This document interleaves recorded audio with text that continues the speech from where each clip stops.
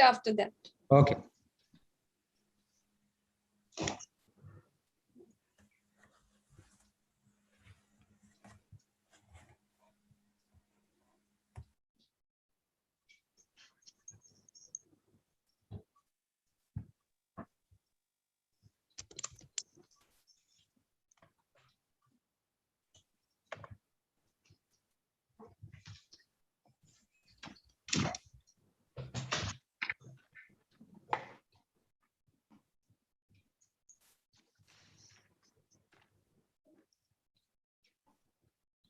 Good morning. As you may all be aware, today is the birth anniversary of Gurudev Rabindranath Tagore, a poet, writer, playwright, composer, philosopher, social reformer, and painter who played a major role in reshaping Bengali literature and music as well as the Indian art. To coincide with this birth anniversary, Sahitya Akademi is organizing a symposium on Rabindranath Tagore, the global outreach, being organized under its Webline Literature series. I welcome you all in this symposium. Besides Dr. K. Srinivas Raoji, Secretary, Sahitya Akademi, we have a panel of 8 very eminent scholars consisting of Professor Sanjukta Das Gupta, who is also the convener of Sahitya Akademi's Advisory Board for English, Professor Malashri Lal, Professor Chinmay Guha, and Professor Sayantan Das Gupta from India, and Dr. Bashabi Fraser from Scotland, Professor Blanka Notkova Kapkova from Czech Republic, Professor Iko Ohira from Japan, and Dr. Imre Bangha from United Kingdom, who will be presenting their papers. The introductory remarks will be given by Dr. Sanjukta Das Gupta ji, and the session will be chaired by Professor Malashri Lal ji. To begin with, I will now request Dr. K. Srinivas Rao, Secretary, Sahitya Akademi, to welcome the speakers of today's program and also all those who have joined this program of a symposium. Sir. Namaskar and good morning to all of you. Professor Sanjukta Das Gupta ji, eminent English and Bengali scholar and also the convener of Sahitya Akademi's English Advisory Board. Professor Malashri Lal ji, eminent writer and scholar. Dr. Bashabi Fraser, Dr. Blanka Notkova, Professor Chinmay Guha, Dr. Eiko Ohira, Dr. Imre Bangha, Professor Sayantan Das Gupta, and all the friends who are watching this program live at the Sahitya Akademi YouTube channel. I'm glad to welcome all of you for this online symposium on Rabindranath Tagore Global Outreach. We are happy to organize this symposium to commemorate the 160th birthday of the most distinguished poet, Nobel laureate, polymath extraordinary, and one of the makers of modern India, Rabindranath Tagore. There comes moments when the power of nature or divine sweeps and embraces the souls, communities, and countries. Caught in the wrap of dark and deep nescience, people and nations remain deaf to the clarion call of the higher forces and continue to swirl in the worldly ocean. But there are some personalities who are awake to this call on higher nature and respond with light and freshness. Such personalities then turn their gaze on the earth below and transform whatever they touch. Rabindranath Tagore was one such personality. Tagore almost single-handedly transformed Bengali literature and enriched its culture. Bengalis continue to find in him an endless source of inspiration. His poems, plays, songs, and stories have become part of the lives of the people of the Indian subcontinent. His influence did not stop with Indian languages and literatures, but extended far beyond the shores of India. His not only the author of Bangladesh national anthem, but the Indian one as well. Many writers in South America, such as Nobel Prize winners Gabriel Mistral, Pablo Neruda, and Octavio Paz, also acknowledged him as a major influence on their works. Even before he was awarded Nobel Prize for Literature in 1913, Rabindranath Tagore had influenced the poetry writing in England and the United States.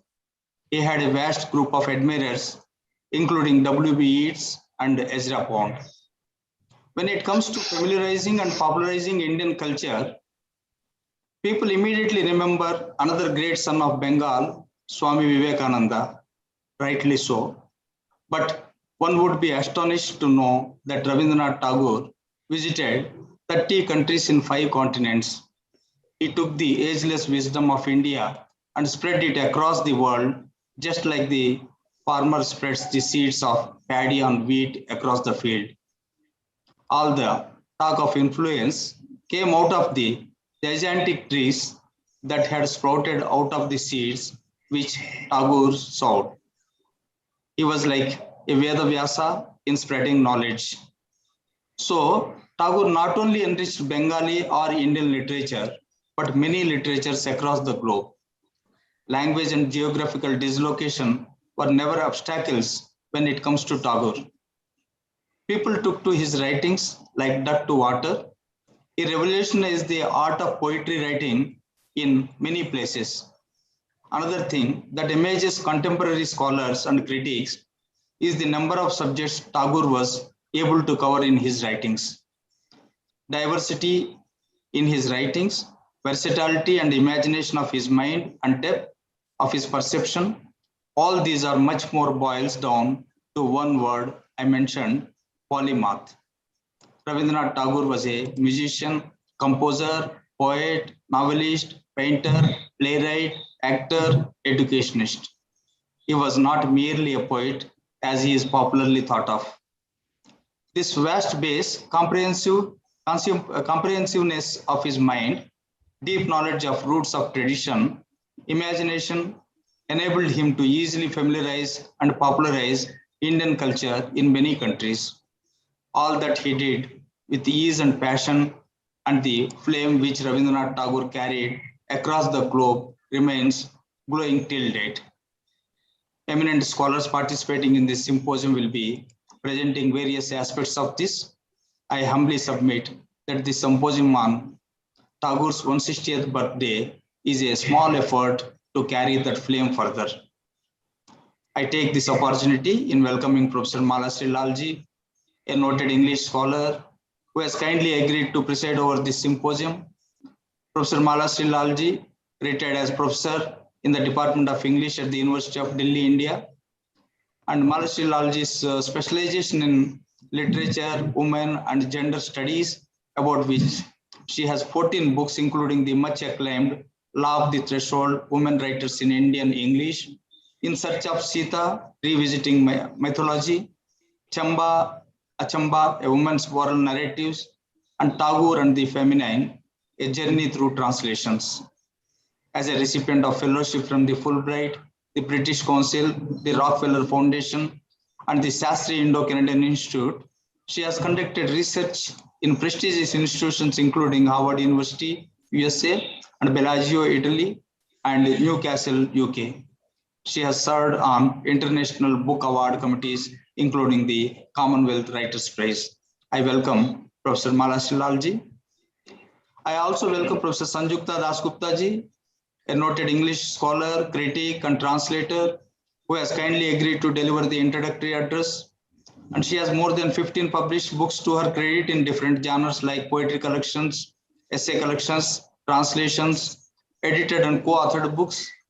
And she is a member of Academic Council of Central University of Odisha, Academic Council of Presidency University, Advisory Committee of Asian Review, and President of Indian Poetry and Performance Library, ICCR, Kolkata. She is the recipient of British Council of Charles Wallace Scholar Grant, Fulbright Alumni Initiative Award, Australia Indian Council Fellowship, Associate Fellow at Indian Institute of Advanced Studies, Shimla, besides several others. She retired as professor and former head Department of English, Calcutta University. I also welcome Professor Sanjukta Das Gupta ji. Once again, I welcome all the learned scholars who are taking part in this symposium. Thank you all. Thank you very much, sir. I would now request Professor Sanjukta Das Gupta ji to give her introductory remarks. Good morning, and thank you for this opportunity. Sahitya Akademi, Dr. Rao, Jyoti Verma, and all those who have been working towards bringing us all together on this single platform on the birthday of the Bard of Bolpur. Happy 160th birthday, timeless Rabindranath Tagore. Friend, philosopher, and guide to every thinking citizen of the home and the world.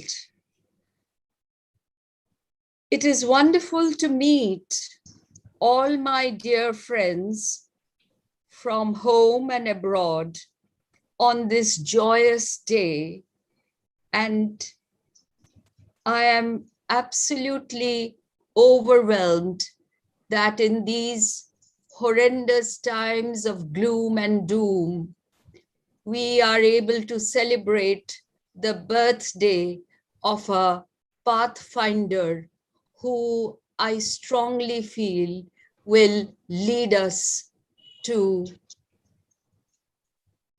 a moment of light from the enveloping darkness around.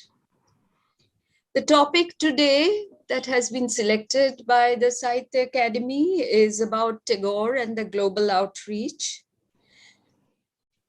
I personally feel that the first initiative in terms of reaching out to a global readership came from Tagore himself, when in 1912, he translated his poems into English and then handed over a copy of the translated poems to William Rothenstein. Translation is the stellar signifier that has brought us all together on this OTT platform today. Most of us are not native speakers of Bangla, but does it matter?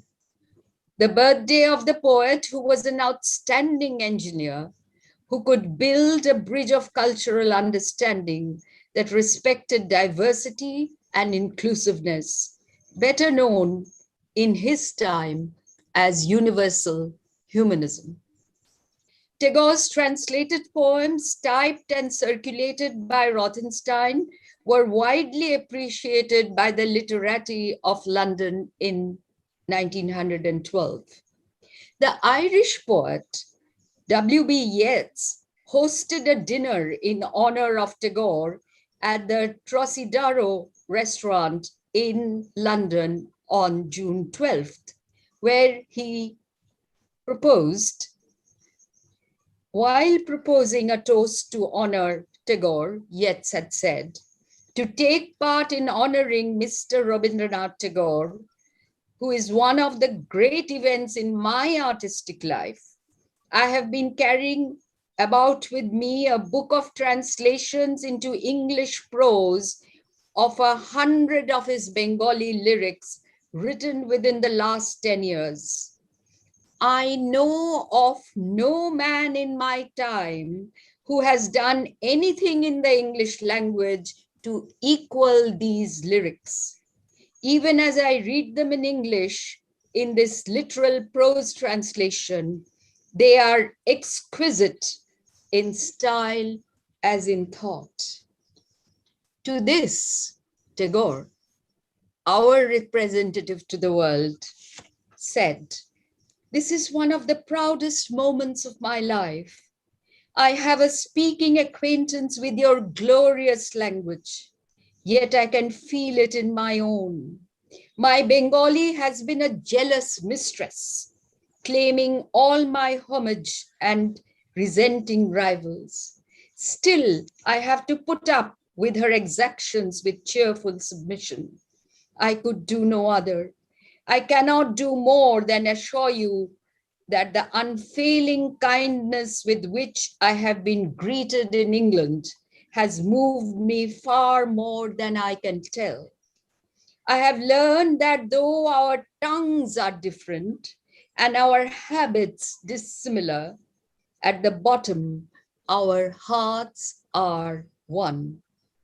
The monsoon clouds generated on the banks of the Nile fertilize the far distant shores of the Ganges.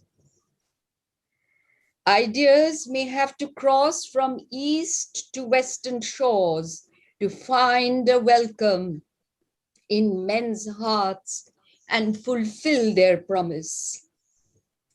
East is east and west is west. God forbid that it should be otherwise. But the twain must meet in amity, peace, and understanding. Their meeting will be all the more fruitful because of their differences.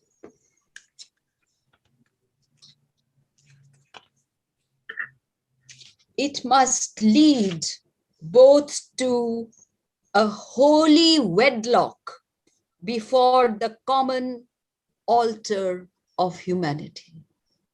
What better message can there be about universal humanism, Vasudhaiva Kutumbakam?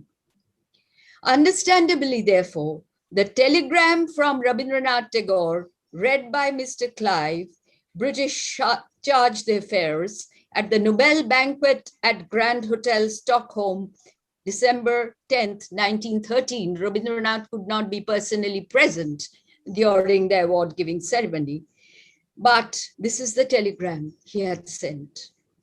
I beg to convey to the Swedish Academy my grateful appreciation of the breadth of understanding which has brought the distant near and has made a stranger a brother. I would like to take a few more minutes and state that it is necessary to mention that this year, 2021, is the centenary year of Tagore's dream project, the founding of the Vishwabharati University in 1921. As far as I know, no other poet till date has ever successfully founded a university which initially was mostly self-funded.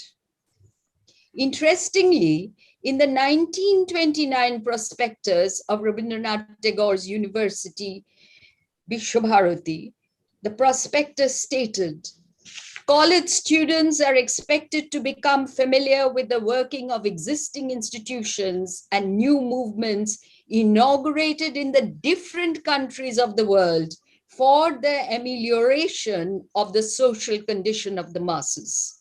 They are also required to undertake a study of international organizations so that their outlook may become better adjusted to the needs of peace. Unquote. In this era of globalization, in 1921, how many of our own universities have included in their prospectus such a paragraph on social outreach, global politics, and the crucial importance of peace, as we find in the secular prospectus of Rabindranath Tagore's Vishwabharati University almost 90 years ago in colonial British-administered India. So in his much delayed Nobel acceptance speech delivered in Stockholm on the 26th of May, 1921, as he couldn't be present in 1913, Tagore cordially invited the cultured intelligentsia of the world to visit Vishwabharati in Shantiniketan in rural Bolpur, emphasizing the need for holistic experiential education. He stated, that is the reason, and that led me to the determination to establish an international institution where the Western and Eastern students could meet and share the common feast of spiritual food. As you know, he absolutely detested rote learning. And this, he wrote, I am proud to say that your awarding me the prize has made some contribution to this great object which I had in mind. The entire proceeds of the Nobel Prize went into the making of Vishwabharati. And he concluded by saying, I have come to ask you to invite you to the feast which is waiting for you in the Far East. I hope my invitation will not be rejected. I strongly feel global outreach could not be better worded. Thank you, everyone. Thank you very much, Sanjukta ji. I can give you one small information. Dr. Imre Bangha from United Kingdom will be joining us at 12:30 in the afternoon because he has some program. Now I would request Professor Malasri Lalji to chair and conduct this session. We will also love to listen to your views and comments on the presentations made today by the learned speakers. Malaji. Thank you, Sahitya Academy, for organizing this wonderful panel of scholars on an extremely important day, the birth anniversary of Gurudev Rabindranath Tagore. Thank you, Dr. Rao Jyotiji, and thank you, Sanjukta, for the very perceptive introductory remarks that you have made.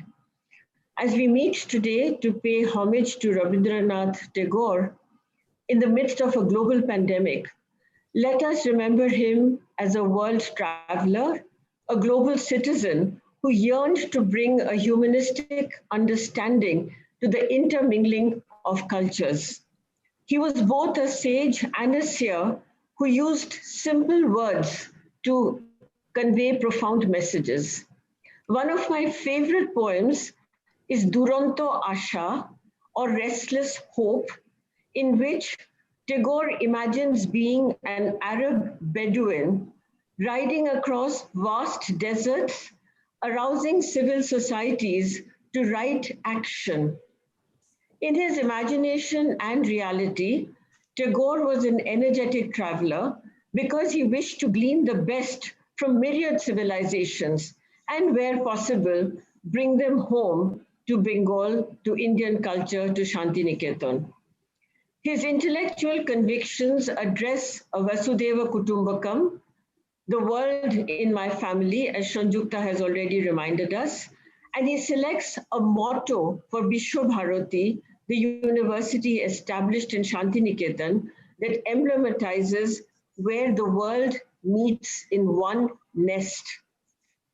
Tagore places in the university's curriculum Chinese, Japanese, dance and music, theater and sculpture, taught by renowned teachers who were from and beyond Bengal, several of whom came from abroad on Tagore's invitation.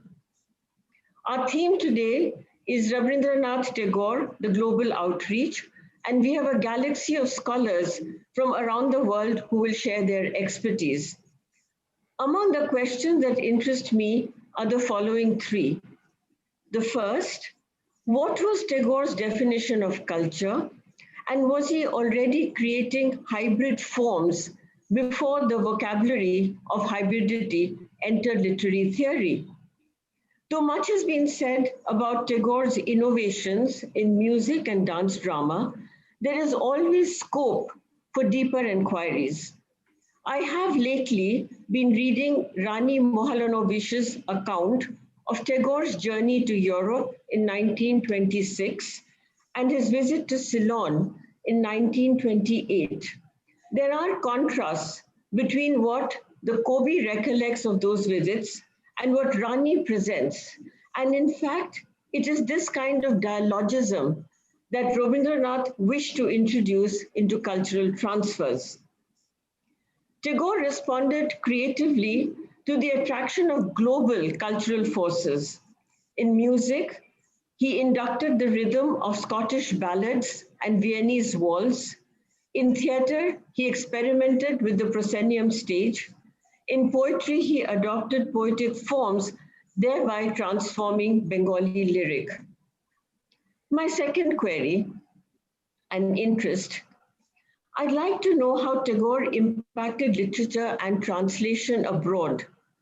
We hear of Tagore's meeting with famous writers and thinkers in different countries and how this exchange brought about translations of Tagore's works.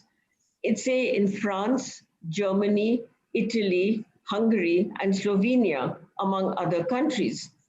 Gitanjali was translated into several major languages after Tagore received the Nobel Prize in 1913, André Gide's version in French being one famous example. But we may still discover translations of his less known work in archives. The third interest for me, what makes Tagore relevant today in the context of globalization? And I know many of you have written on this subject and I'm keen to hear you. Tagore was a cosmopolitan person in his writing and in his convictions. The shaping influence of his family, the historical forces of the Bengal Renaissance, and the capacity to learn from extensive cultural contacts synthesized into the humanistic philosophy by which Tagore is known. With my interest in gender, my reflections rest on the new woman that Tagore created, a woman with aspirations, identity, and a belief in selfhood. Deeply interested in the women's emancipation movement in England and America in his times, he longed to free the Indian woman of his class from a bondage to domesticity. The panelists today will present Rabindranath from a global viewpoint, reminding us that he was a Bisho Kobi, a world poet, who dreamt of a world where the mind is without fear and the head is held high. Thank you for giving me this opportunity to chair this wonderful panel of speakers. May I now call upon the first speaker, Dr. Bashobi Fraser from Scotland. Bashobi has been honored recently with the CBE, this is in 2021, for services to education, culture, and integration in Scotland. She's an award-winning poet, a children's writer, editor, translator, and academic. Bashobi is Professor Emerita of English and Creative Writing and Director of the Scottish Centre of Tagore Studies at Edinburgh Napier University, a Royal Literary Fund Fellow and an Honorary Fellow at the Centre for South Asian Studies at the University of Edinburgh.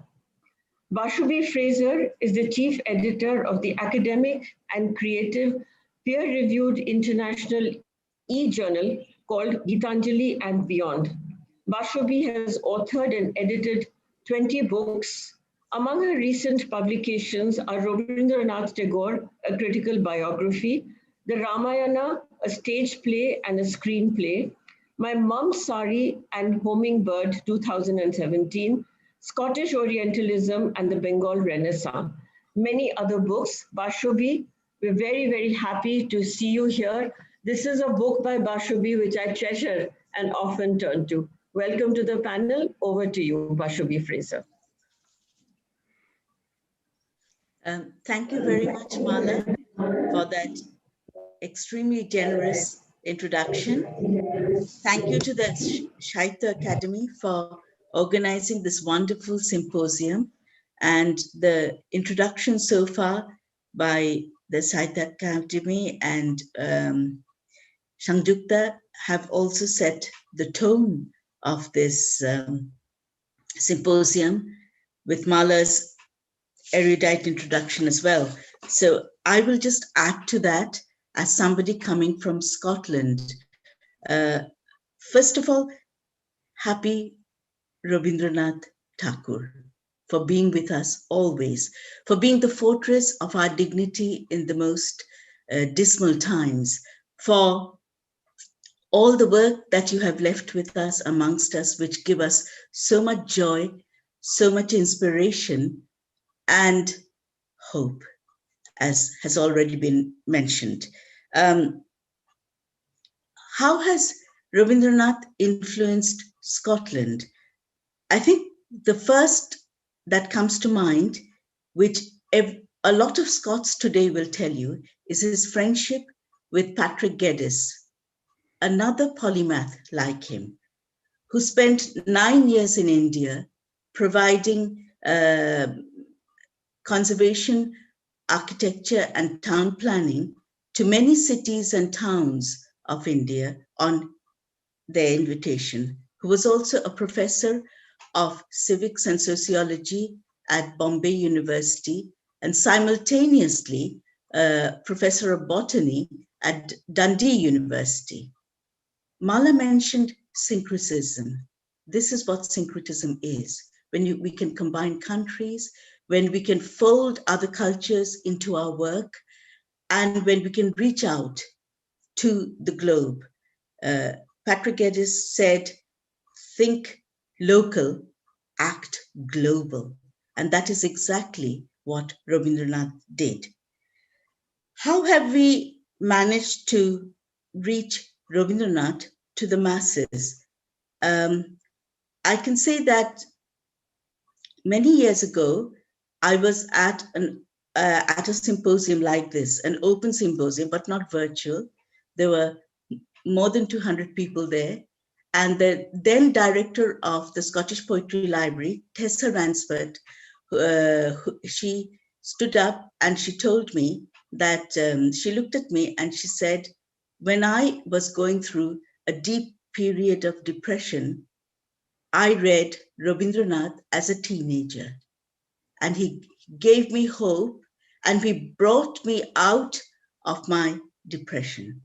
So that is what Tagore has meant to many people in Scotland. He gave them hope, he gave them inspiration. It was at the same symposium that Murdo MacDonald, a Geddes scholar, asked me to edit and introduce the letters of between Tagore and Geddes. And sorry, to look at the letters between them. And when I had done that, I didn't know what to do with them. And it was another Scot, Kitty Schooler Dotto, who taught many of us and who was a professor and head of English at Jadavpur, another Scot, who told me, Bashabi, I was given the letters many years ago, but I thought a Bengali should do it. And I think you should do it. I said, do what? And she said, edit them, publish them. And that's what I did. So these letters have shown a syncretic bond between Tagore and Geddes, which continues to inspire and propel minds and hearts in Scotland. When the Ministry of Culture in India was celebrating the 150th anniversary of Gurudev in 2011, we decided to found the Scottish Centre of Tagore Studies at Edinburgh Napier University. We were supported by the ICCR, who gave us a Tagore chair for 3 years. And we had the privilege of having Professor Indranath Banerjee as the Tagore chair, who did much to propagate Tagore's message of universal humanity not just in Scotland and the UK, but across the world, where he gave lectures on Tagore.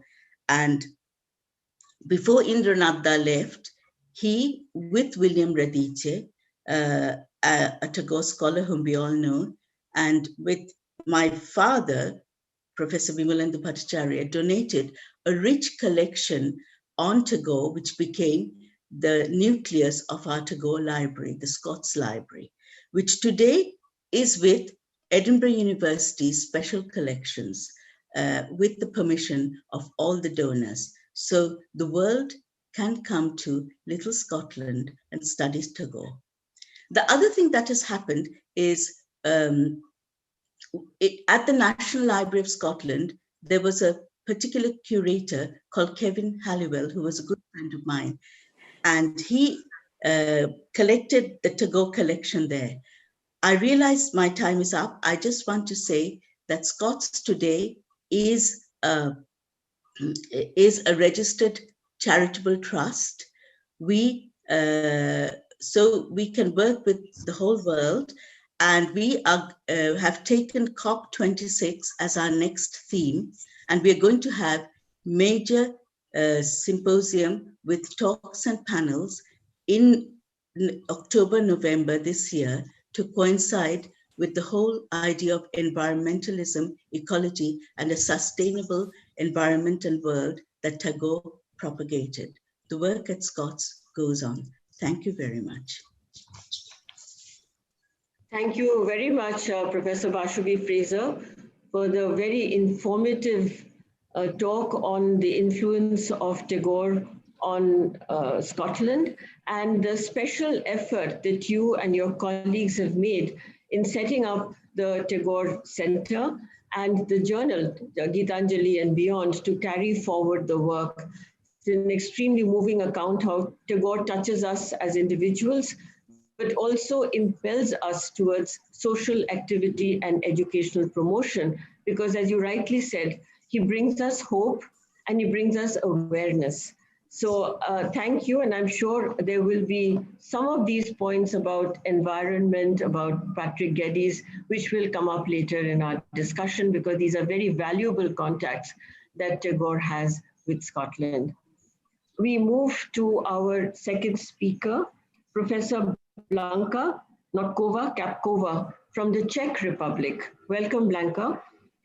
She has an MA in Bengali Studies and Literature and a PhD on Poetry of Bengal Modernism in a Comparative Context.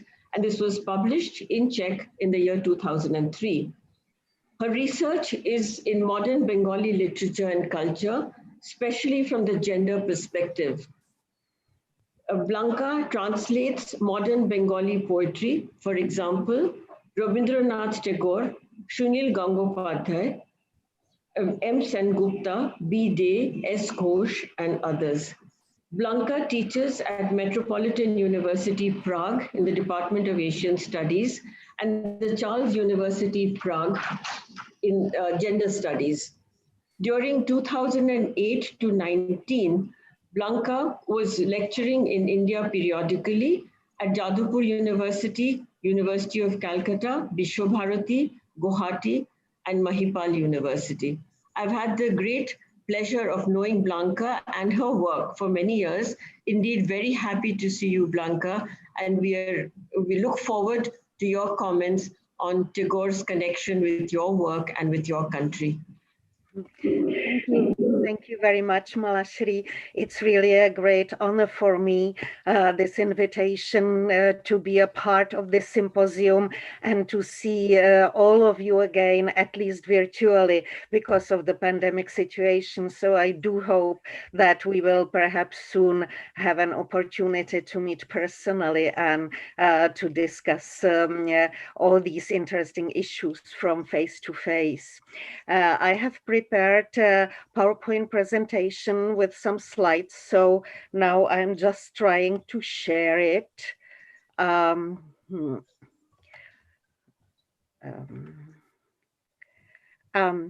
you see it or not, please?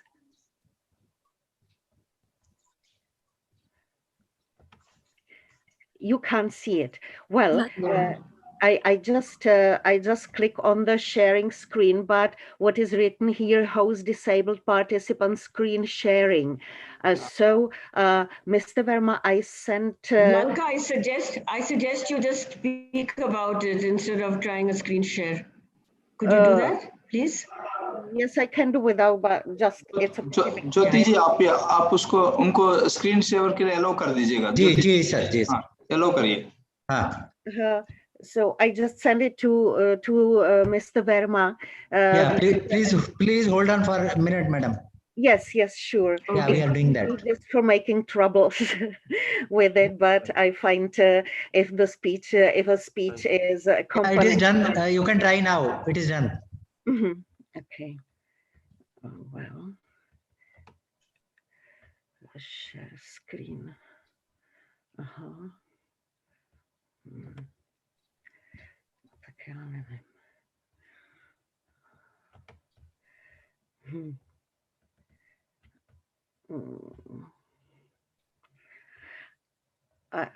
I can't do it somehow.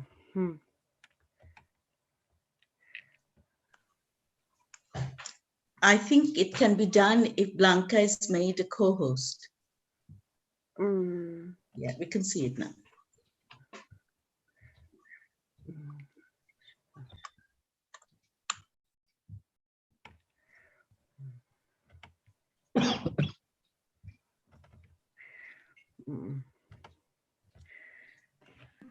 Anyway, I think Blanca, if there's a technical issue, maybe we should just hear you. Yeah. Well, okay, so I will just be speaking. I'm very sorry. Now even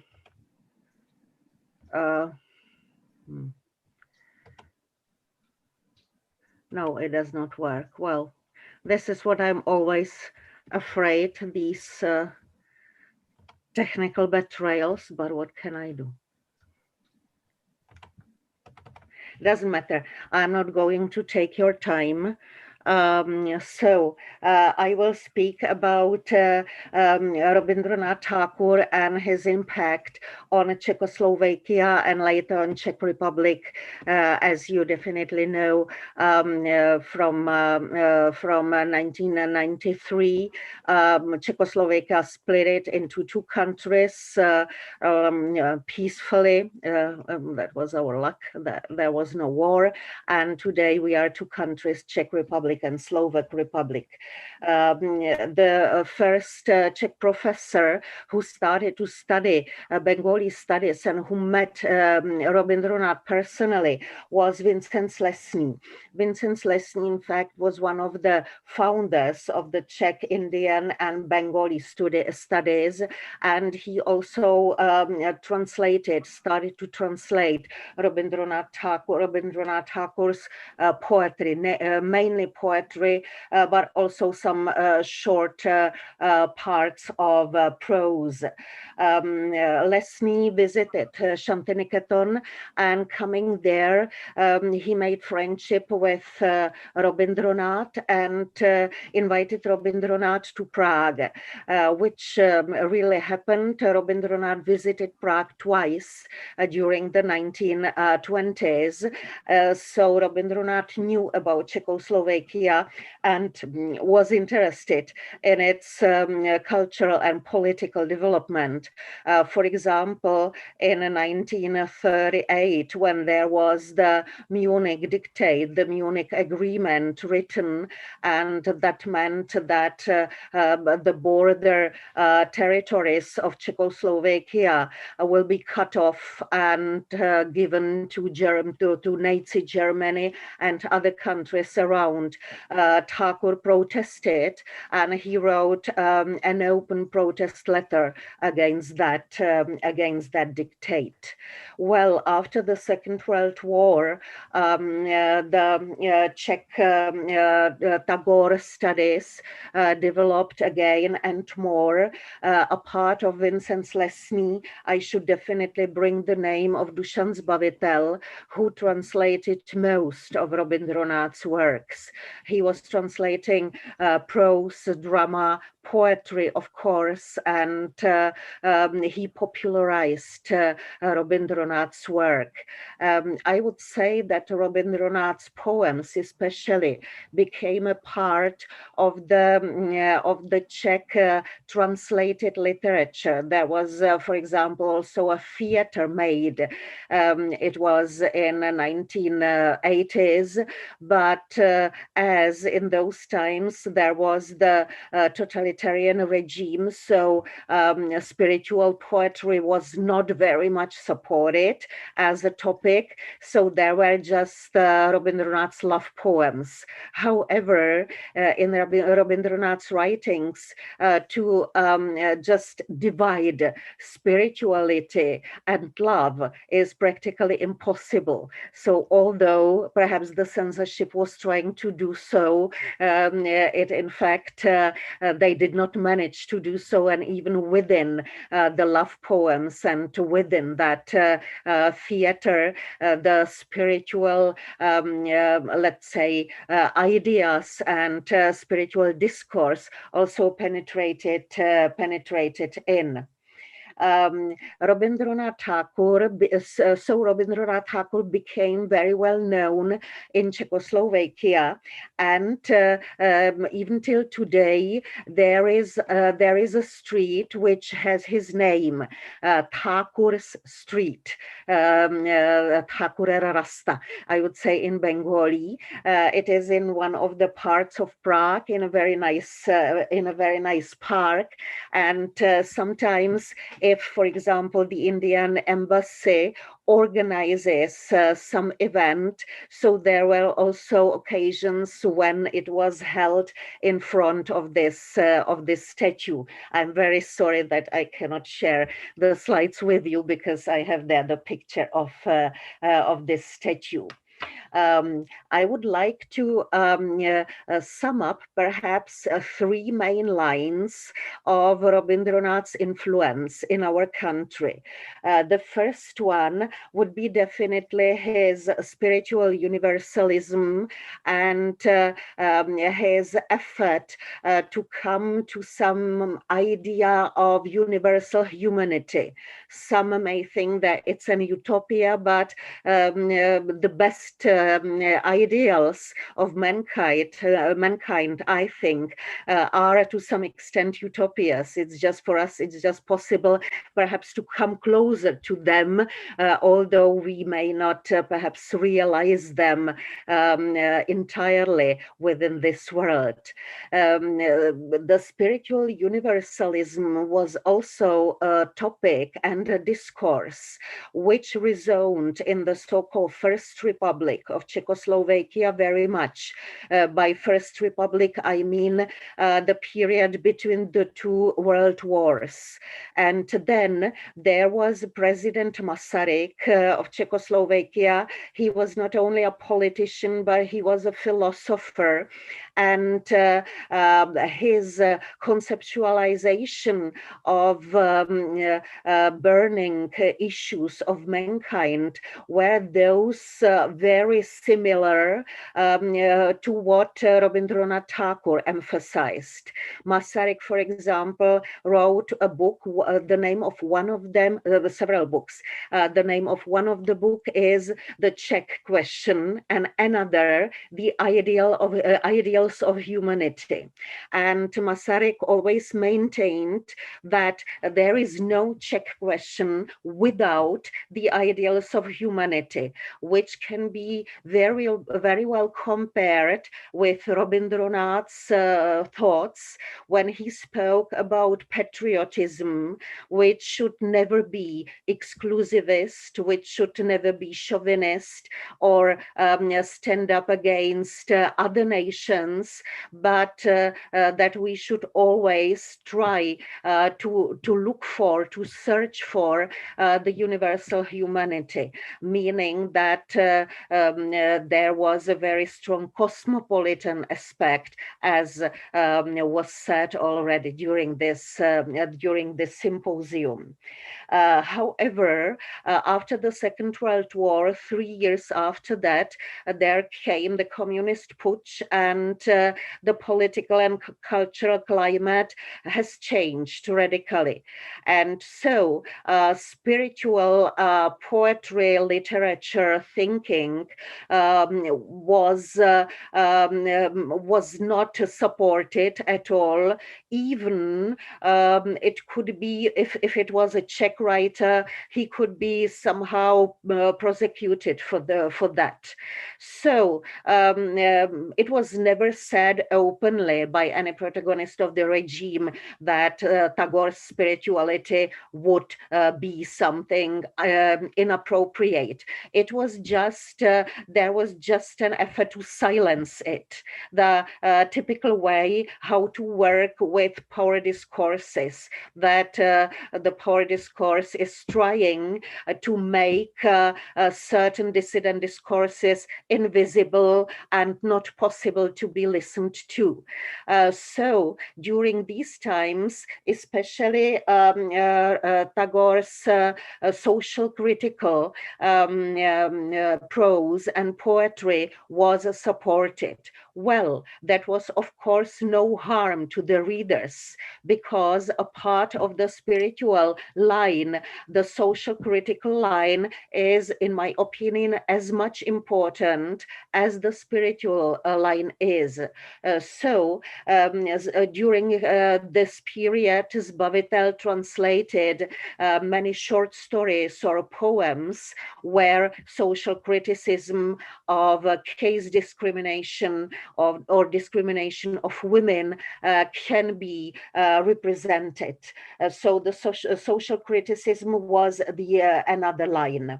And then after 1989, there was next, let's say, stage of development of Tagore's studies, focusing on intersectional analysis, of gender analysis, and analysis of the positions of the marginalized, non-represented people, underrepresented. At the Metropolitan University, we had a conference.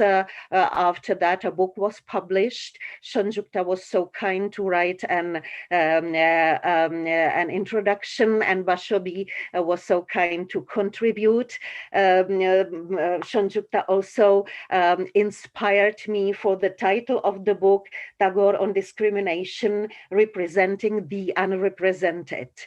So this last, let's say, stage of the development, when we in our academy try to analyze deeper those intersectional discriminative discourses, how Tagore criticized them, to which extent, and what was even the figuration of these discourses. This is for us a very interesting and very challenging topic. So thank you very much. Thank you very much, Blanca, for that wonderful and deep chronology of how Tagore was received in your country, and that you are certainly holding up the high standards and the research in Tagore studies in the two universities that you're associated with. So much admiration for your work, and thank you very much for sharing how Tagore has been appreciated, translated, and continues to remain a literary presence in Czechoslovakia. So thanks a lot. I'll move on to our next speaker. That's Professor Chinmoy Guha. Chinmoy, are you here? Yes. Unmute Chinmoy ji. Yes, welcome, Chinmoy. Yes. Professor Chinmoy Guha is Professor of English at the University of Calcutta. He's a Bengali essayist and translator and a distinguished scholar of French literature. He has been the Vice Chancellor of Rabindranath Bharati University and Director of Publications, Embassy of France, New Delhi. Chinmoy Guha won the Sahitya Akademi Award in 2019 for his Bengali book of essays, Ghumer Dorja Thele. The government of France has conferred on him many prestigious titles. Chinmoy Guha's works include Bridging East and West, Rabindranath Tagore and Roma Rola, Correspondence 1919 to 1940, the Tower and the Sea, Rola and Kalidasna Correspondence, Where Dreams Cross, T.S. Eliot and French Poetry, among many other publications. Over to you, Professor Chinmoy Guha. Thank you. Thank you, everyone. So Dr. Srinivasa Rao, Honorable Secretary, Sahitya Akademi, Convener, English Advisory Board, the Chair, and of course, dear friends and colleagues from all over the world. When the world is crumbling around us and we are passing through the most traumatic period of crisis in civilization, remember Tagore's last statement, crisis in civilization. Here is another one, much more serious in many ways. Crisis in every sense, physical, moral, mental. Who else but Rabindranath Tagore can show us the way down the passage we did not take, towards the door we never opened? This is, of course, Eliot's four quartets burnt note. Down the passage we did not take, towards the door we never opened. In these days of globalization, how many of us can truly say, Deshe deshe mor ghar ache, I have a home in every land, and connect and interweave and interlace the self, the home, and the world. Nobody, I repeat, nobody understood better the dialectics of enclosure and the larger space, Baddho Unmukto, Gharu Bahir, the home and the world, better than Tagore in the last century. In one of the first chapters of his autobiography, Jivan Sriti, Gharu Bahir, he craves for Prithibir Gurhotamo Sangbad, Ja Mati Chapa Pore Ache, the secret mystery of the universe hidden in the art. The Almighty, he wrote to his daughter Mira in 1916, has created me for domesticity. If you look at the evolution of this myriad-minded man, myriad-minded, of course, is Coleridge's description of Shakespeare, not only the title of Andrew Robinson and Krishna Datta's book. Every encounter, probably as Manoj has already said, every encounter are probably the most widely traveled poets of the 20th century. It seems every encounter changed him and his perception of the world. It was a kind of consciousness in a state of extension, a transcendence of binaries which showed the way towards a liberated space, a new human space. I come like a sower of seeds. The call of truth cannot be unheeded. The seeds must be cast in the soil of your subconscious mind. It will find a lodging. It will germinate. Kothai bolchen, where did he say this? At Japan Women's University in 1924. It will germinate. The seed will germinate. Now, Madhushidi referred to Vishwakovi. We always call him Vishwakovi without knowing that this was the essence of his being and coming.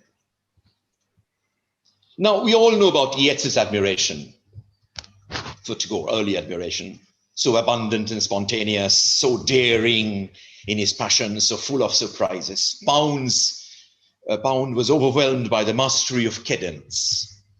For Placido Barbosa, in Portuguese, in tears, I decided to translate Tagore. In tears, I translated it. How beautiful. In tears, I wanted to translate him. And in tears, I translated him. Rilke, do we know that Rilke recognized Tagore's importance before the Nobel Prize? And he wrote a letter to Lou Andreas Salome, as early as on 20th September 1913, expressing his admiration. And when Kurt Wolf, who published the German translation, which sold, as you know, nearly 10 million copies, had offered Rilke the job of the translation, he pondered for a long time about this irrefutable call and finally opted out because of his meager knowledge of English. Just imagine how beautiful it would have been. We know about Gide's translation, one great, I would say, architect of French discourse. His translation of Gide, of Tagore, how beautiful it would have been if Rilke had accepted the offer of Kurt Wolf. And we all know about Jimenez, the great Spanish poet whose life has changed forever. The great love affair between Zenobia and Jimenez sort of moved around this beautiful poetry of Tagore. But I will talk more about France today, which I know a little bit about. Come to France. We need you here.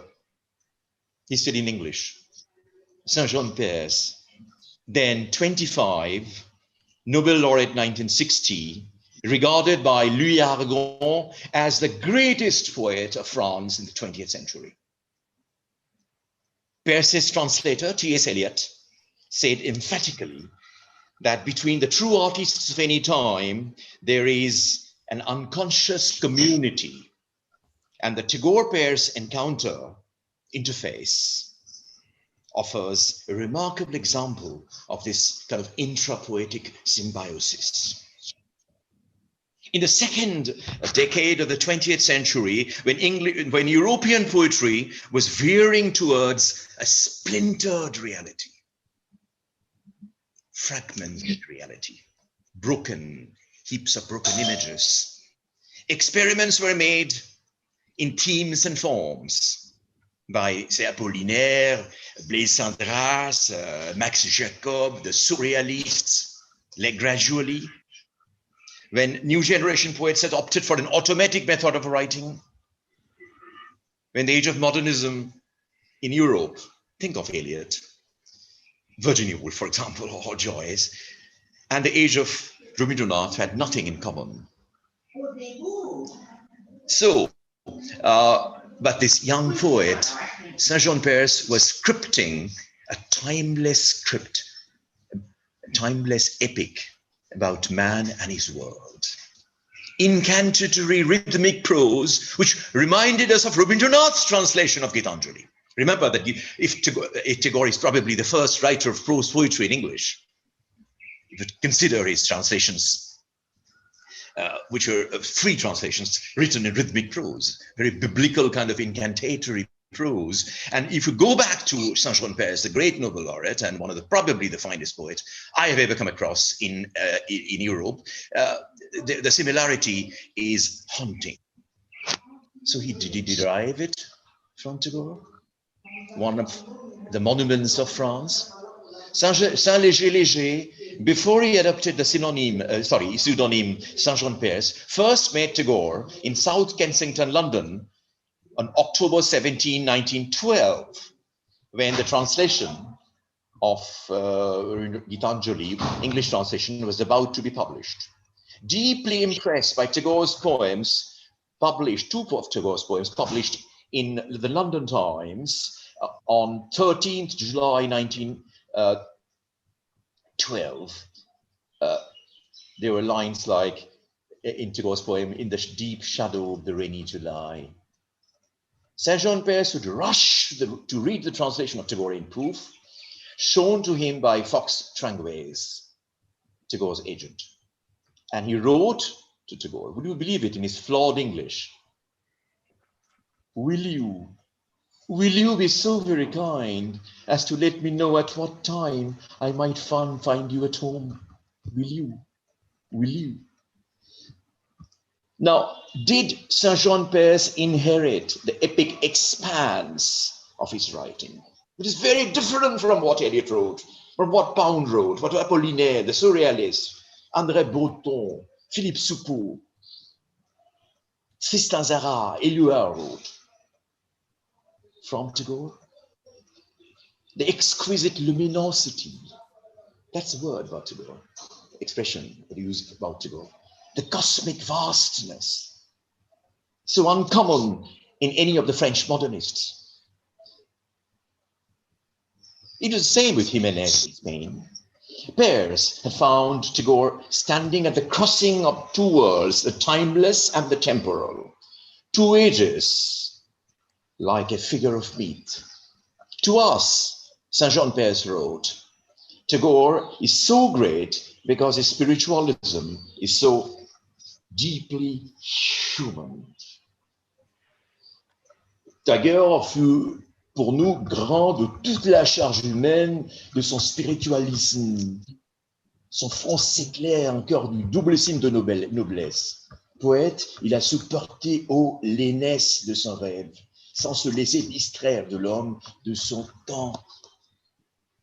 On his forehead still shines the twin marks of nobility. As a poet, he knew how to hold high his dreams without distancing himself from man. His poetry is eternal and spaceless, wrote Saint Jean Peirce. Look at the understanding. A lot of the writers of the time discarded Tagore because of his woolliness, vagueness. There were all kinds of comparisons, haphazard judgments. And look at the viewpoints of people like Saint Jean Peirce or Jimenez, for that matter. And now, what did he say? His poetry is eternal and spaceless, tracing the footsteps of man to his roots. How could you understand all these true translations? It's not simple. You can't. And he did. Tagore's glory as a poet came from the way he lived his poems.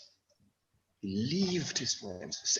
I'm translating from English, from French, of course, and lived it so fully with integrity. Il vivait si pleinement avec intégrité. It is Saint Jean Peirce who influenced André Gide, young 25-year-old budding poet, diplomat, who influenced Saint Jean Peirce, the father figure of modernism in France, to translate Gitanjali into French, which he thought would transform French poetry like Baudelaire's translation of Edgar Allan Poe in the 19th century.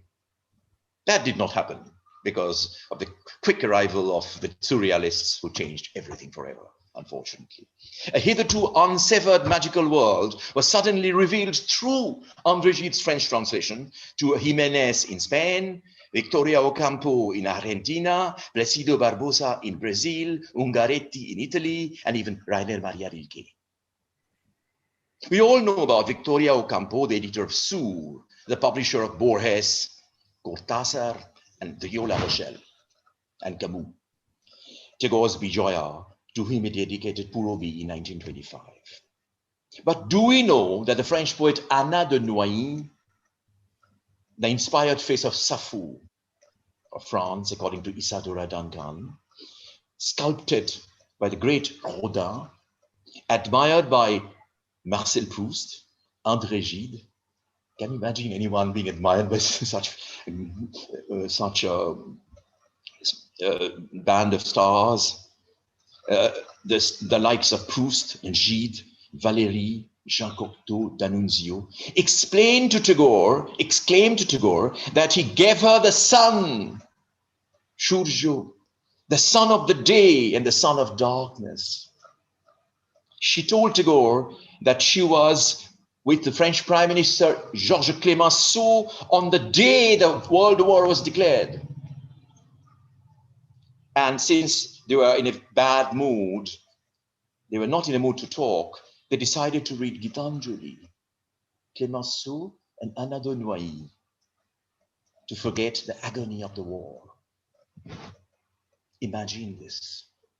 In a strange twist of history, Anna de Noailles and Victoria Ocampo joined hands to organize the first exhibition of Tagore's paintings in the West at the Pigalle Gallery in Paris in May 1930. And it is she who wrote the brochure of the exhibition, the pictures of Tagore, she wrote, which begin like the entry of the spirit into sleep by dreamy and vague spiral, define themselves in the course of the remarkable execution and one is stupefied before the masterly creativeness of Tagore's paintings. We all know that Louis Aragon admired him. So did Cocteau, who wanted to put "Je dépose une gerbe de fleurs sur sa tombe invisible." Jean Cocteau wanted to put a wreath on Tagore's invisible tomb, where he was pretending death. Just look at the wonderful expression by Jean Cocteau, invisible tomb where he was pretending death. And Philippe Soupeau, this is my discovery and my copyright. Philippe Soupeau, the leading surrealist, probably the finest of them. I find him far superior to André Breton anyway. Soupeau wrote in a personal letter to Nimai Chatterjee, who was later on the curator of Tate Gallery in London, that if any poet in the West, let me repeat, Philippe Soupeau, if any poet in the West denies the influence of Rabindranath Tagore, he's a damn liar. C'est un menteur. He's a liar. Okay. Who said that? So exciting, interestingly, Philippe Soupeau, the surrealist. We thought the surrealists had nothing to do with the narratives of Tagore, lives of Tagore. So this happened.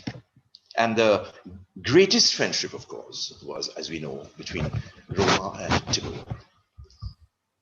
And I happen to have translated the magic correspondence, 21-year correspondence between the two Nobel laureates, which is just published in a book called Bridging East and West, Rabindranath Tagore and Nobel correspondence.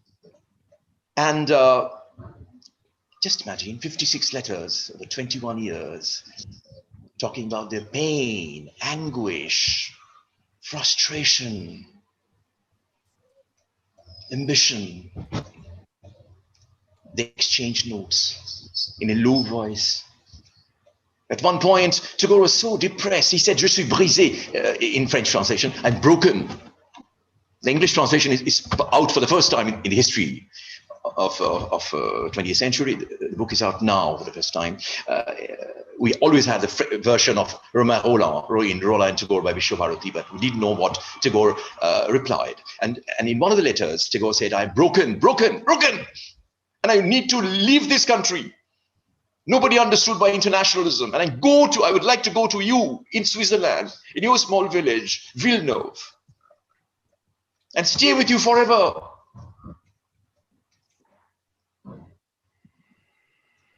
And Roland said, on 27th March 1925, "Mon très cher ami, my very dear friend, mon grand ami, my great friend, remember that we are citizens of a future world. Amra ek bhavishyat prajanne manush. We are citizens of a future world." And he wrote, "Nous avons bâti notre nid sur l'arbre d'éternité." We have built our nest on the tree of eternity. He could strike the same wavelength with so many around the world. Very few have done it. Very few. Because they built their nests on the tree of eternity. Thank you. Thank you very much, Chinmay, for a most learned discussion and for bringing the beauty and music and intensity of the French language into our conversation on Tagore, and a very informative presentation indeed. I'm sure we will go back to some of these important points that you have raised at a later stage in the seminar. Our next speaker is Professor Eiko Ohira. Welcome, Eiko. Professor Ohira is a professor of English at Otsuma Women's University in Tokyo, Japan. She's the author of A Study of Wuthering Heights, published in 1993. And much later, there's a book which is to do with her intense research interest in India. And this book is called Subjected Subcontinent, Sectarian and Sexual Lines in Indian Writing in English, published by Peter Lang, 2016. Eiko's research interest for the last 10 years is Rabindranath Tagore's writing in English and Japanese writing in English in the early 20th century. Over to you, Eiko. Thank you, Mala, for your kind introduction. And thank you, Sahitya Akademi, for inviting me to this wonderful symposium on Rabindranath Tagore. And I'm very happy to meet you, all of you, among this pandemic. Today, I'm talking about Tagore and Mahayana Buddhism. I hope you share my PowerPoint, but I'm afraid it will work well, so I just read my PowerPoint this time. So first, I would like to summarize my paper. Tagore's religious views deepened through his exchanges with Japanese Buddhist scholars and monks. Tagore's belief in Buddha's teachings of limitless love and Bodhisattva's way of life never wavers. Tagore dramatized his belief in Chandalika, belief in this, in his Buddhism, which is similar to Mahayana Buddhism, in Chandalika. Tagore wrote quite a few essays on his belief in Buddha's teachings throughout his life. Among Tagore's Buddhist dramas, Chandalika is the best, and I think equivalent to a wealthy man's stray son in the Pure Land Sutra, the most important Mahayana Buddhism sutra. He drastically changed the focus of the original story in the Sanskrit Buddhist literature of Nepal. He presented his own view of the essence of Buddha's teachings through a Chandalini dauntless spirit. However, Chandalika has received little critical attention. The most neglected area is Tagore's perspective on Buddhism. Among Tagore's exchanges with Japanese Buddhist scholars and monks, there are many, but here I'd like to focus on Anesaki Masaharu, Suzuki Daisetsu, Shak Soen. They are most renowned scholars of Buddhism in the world. A Japanese Meiji government viewed Buddhism as anti-modern, which aroused the sense of crisis among Buddhist monks and scholars. They aspired to modernize Japanese Buddhism, which is Mahayana Buddhism. Birnuf is the most influential scholar of Buddhism, French, a scholar of Buddhism. His view raised serious doubt about Mahayana Buddhism. So Japanese Buddhist scholars' main focus was the defense of Mahayana Buddhism. Suzuki Daisetsu wrote more than 20 books on Buddhism in English to counteract the prejudice against Mahayana Buddhism. Tagore realizes that Mahayana Buddhism wasn't properly recognized in India too. In 1916, Tagore visited Japan and was enthusiastically welcomed by Japanese Buddhist scholars and monks. Takakusu Junjiro is a very famous scholar of Buddhism, learned Buddhism under the teachings of Max Mueller. Takaksu Junjiro, an ardent admirer of Tagore, hopes Tagore's understanding of Mahayana Buddhism will help Japanese Buddhists overcome the crisis of anti-Buddhist policies. In Tagore's speeches on Buddhism, Tagore introduced Shakusoen's speech at a conference in Britain. Also, Suzuki Daise's English translation of Ashiva Ghosha's discourse on the awakening of faith in the Mahayana. And he also introduced Anesaki's article, which appeared in the Harvard Journal. The purpose of Tagore's talk is Buddha wanted to save all creatures and came back to this world, which is the exact way of life of Bodhisattva. Tagore said that we can expect advice from Daisetsu about immeasurable loving thought for all creators. Japanese effort to make European people understand Mahayana Buddhism helped Tagore's understanding of Mahayana Buddhism.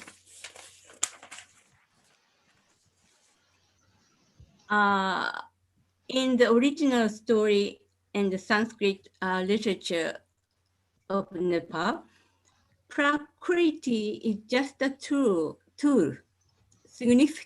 signifying sexual allurement that hinders Ananda's ascetic practices. Ananda seeks Buddha's help, and thanks to Buddha's chanting a sutra, Ananda goes back to the temple. Tagore's Chandarika, on the other hand, Tagore's Chandarika focuses on Prakriti's story of her revelation. This subverts original story in a way that makes it more controversial by eroticizing the story. Calling "give me water" is the best way to reach an outcast, but the use of this phrase is not Tagore's original idea. Tagore invested with a message that becomes revolutionary. The phrase leads Prakriti to accept Ananda's following words based on Buddha's teaching of impartiality, equality. You and I are of the same family, or water that quenches thirst is pure. Ananda's love awakens Prakriti's revelation and dedication, which helps Ananda break the fetters of his ascetic approach and take a step toward a bodhisattva enlightenment. Tagore consistently denied ascetic path to self-realization, which is seen ascetic sacrifice, Chandarika, etc. Ananda's ultimate enlightenment is entwined with her Prakriti's being free from the fatal caste system. But Ananda resists Prakriti's calling. She turned to her last resort. Tagore describes the seemingly evil method she employs as a means to an end. Prakriti's mother says, the Buddha and his companions attract with virtue. By force, by magic. It is like churning mud. But Prakriti boldly replies, then churn mud. How else can mud be purified? Prakriti drags Ananda down to earth through her mother's magic. Prakriti believes that his power, Ananda's power to forgive her sin, is greater than her sacrilege. Ananda shall redeem her. She wavers for a moment, but she knows that this is a necessary step toward her release and his ultimate purification. A wealthy man's stray son in the Lotus Sutra shows us outcasts who were engaged in cleaning up sewage. A wealthy man dared to wear the clothes of a sewage laborer and engage in such work because it is the best way to approach his stray son. Buddha will always be prepared to plunge into the sea of suffering and war to save all living things.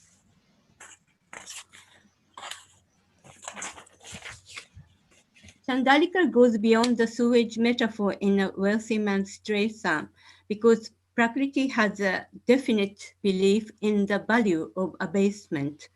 She says, I have dragged you down to my earth, but how else could you have raised me? Finally, Ananda comes back to Prakriti. Tagore sees Bodhisattva's way of life as the essence of Buddha's teaching. Chandalika is a concrete expression of this path to nirvana. Nirvana to Tagore means purification of self through altruistic, self-sacrificial love. Thank you. Could you hear me? Thank you very much, Eiko. That was a wonderful presentation reminding us of Chandalika and the way you have interpreted through Mahayana Buddhism. Thank you very much. We'll turn to our next speaker, Professor Imre Banga.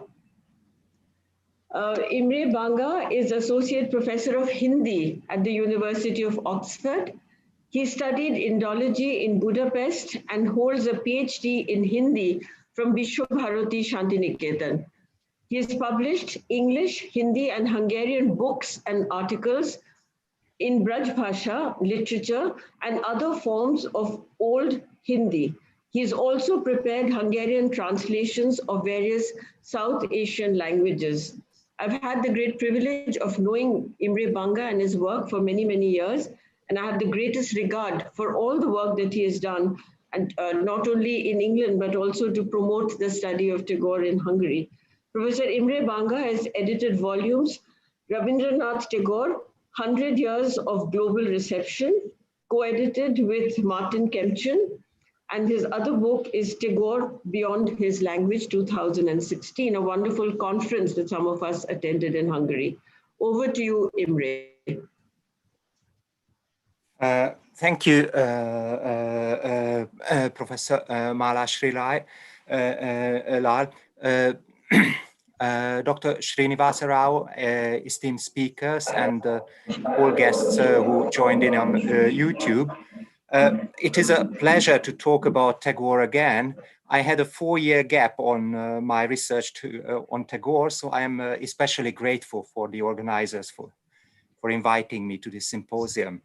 I have a PowerPoint and I will try to make an effort to share it. Can the host enable me for screen sharing? Just a minute. Yes. ज्योति जी उनको co-host बना दीजिए, वो easy होएगा.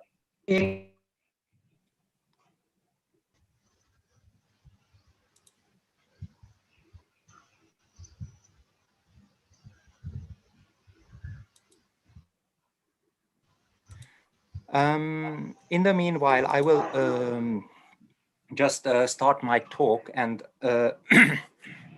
when I get the permission, I just share my screen. So I'm going to, I have written extensively about Tagore's connections to Hungary and Hungarians' connection to Bengal. And I don't want to repeat myself very much on this subject, although it is fascinating. I try to put the discourse on the national reception of Tagore much more into context. For example, what is happening in East Central Europe with the reception of Tagore? East Central Europe is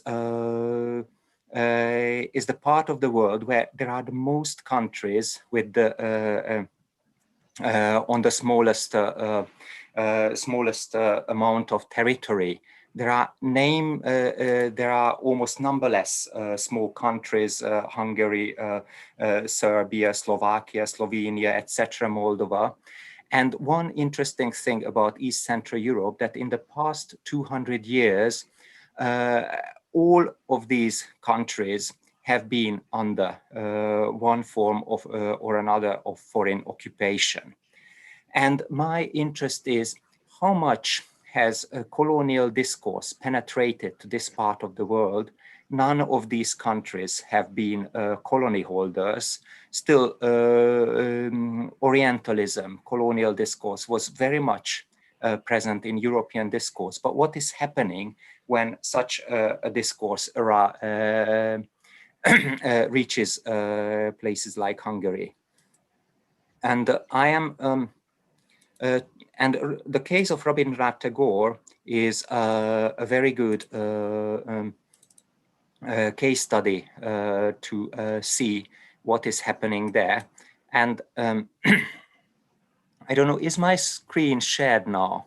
Yes, yes, sir. Yes. Okay, I'm not okay. So probably you can see now my screen better. So and I'm going to talk about one specific aspect or two aspects, one leading to another. One is the initial reception of Tagore. What happens at the announcement of the Nobel Prize in Hungary, and how are people taken by the news that a non-European has received the Nobel Prize?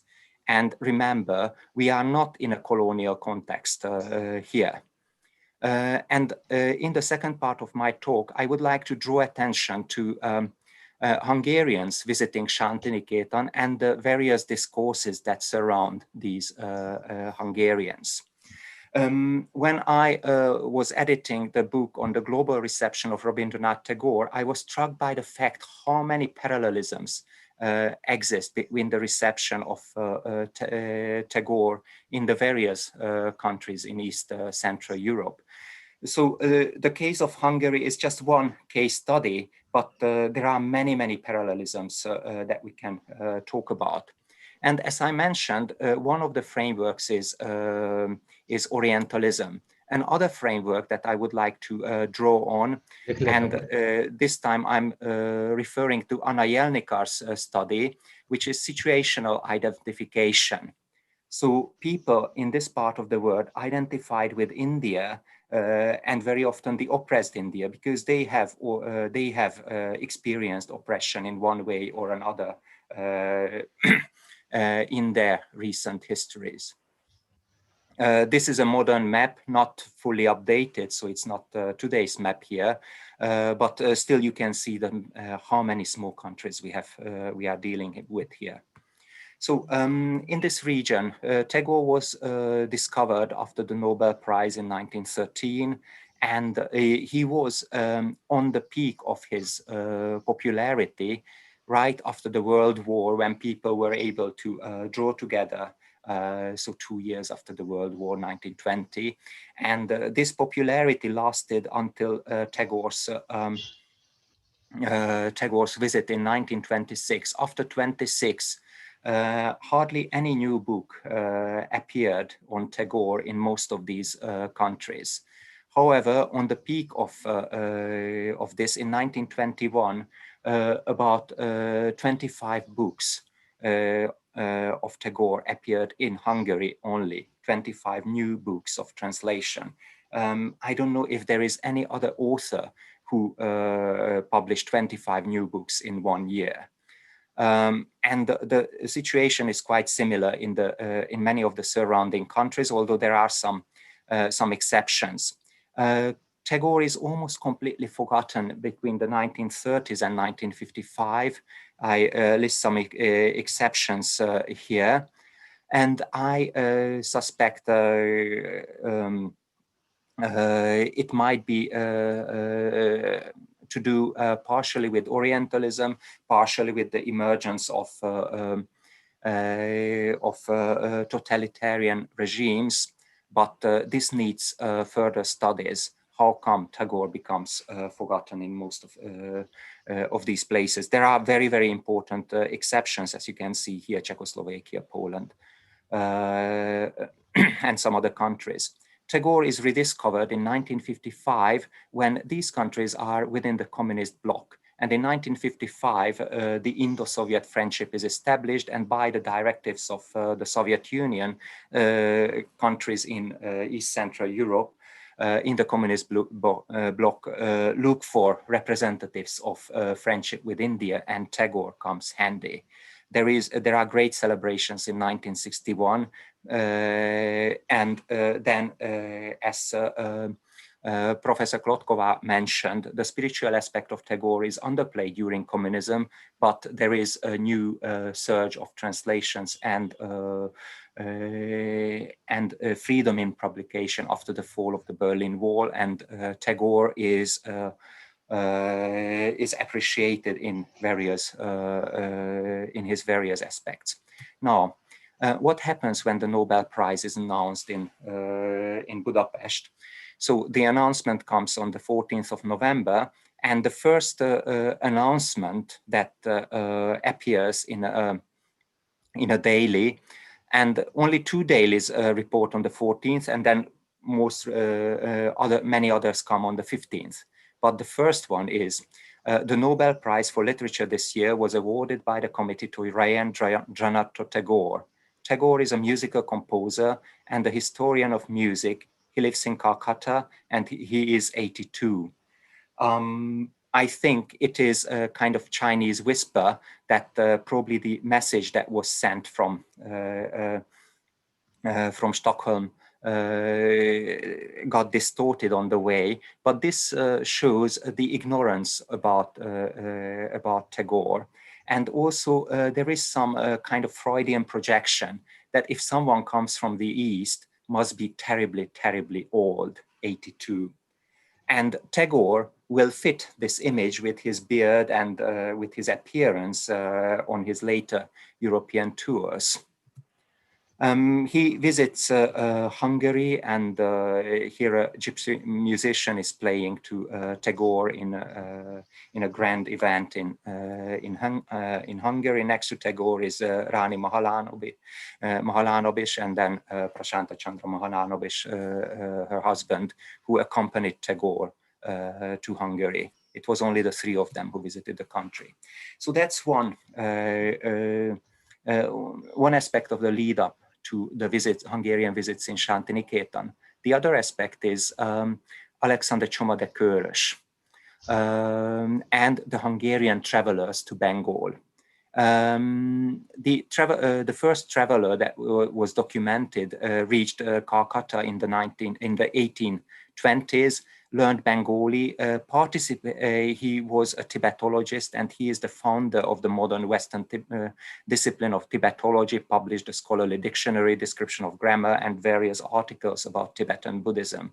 And the discovery of Buddhism is in Tibet, in the Western scholarship, starts with him, rather an outsider to Oriental discourse. And a very interesting thing is that about which we have very little material, and we speculate, but he has got books on French education in his library, Bengali books in his library, and we know that he was in touch with the with Bengali intelligentsia during the early Bengal Renaissance, and probably he was asked to report about French education as an alternative to English education to prominent figures of Bengali Renaissance. He was working at the Asiatic Society, so that was the venue where he was meeting prominent Bengalis, including Dwarkanath Tagore. The other travelers to Bengal were aristocrats, and now I would like to draw your attention to the attire of the people. That's why I wanted to present my PowerPoint, because it will be very, very telling what kind of attire people appear in these images. So the traveling aristocrat. He is the brother of the first first Prime Minister of Hungary, who was nominated after the 1867 compromise. The next one is the son of the great Hungarian reformer, who was a minister during the 1848 revolution, Count Béla Széchenyi, and his father, who is well known in Hungary. And if you visit Hungary, you will always, everywhere you go, you will see Széchenyi streets, who was called the greatest Hungarian by his contemporaries, and his son visited India. This is Miklós Horthy, who became regent of interwar Hungary and brought Hungary into the Second World War. He is a very, very controversial figure. And also there were women travelers.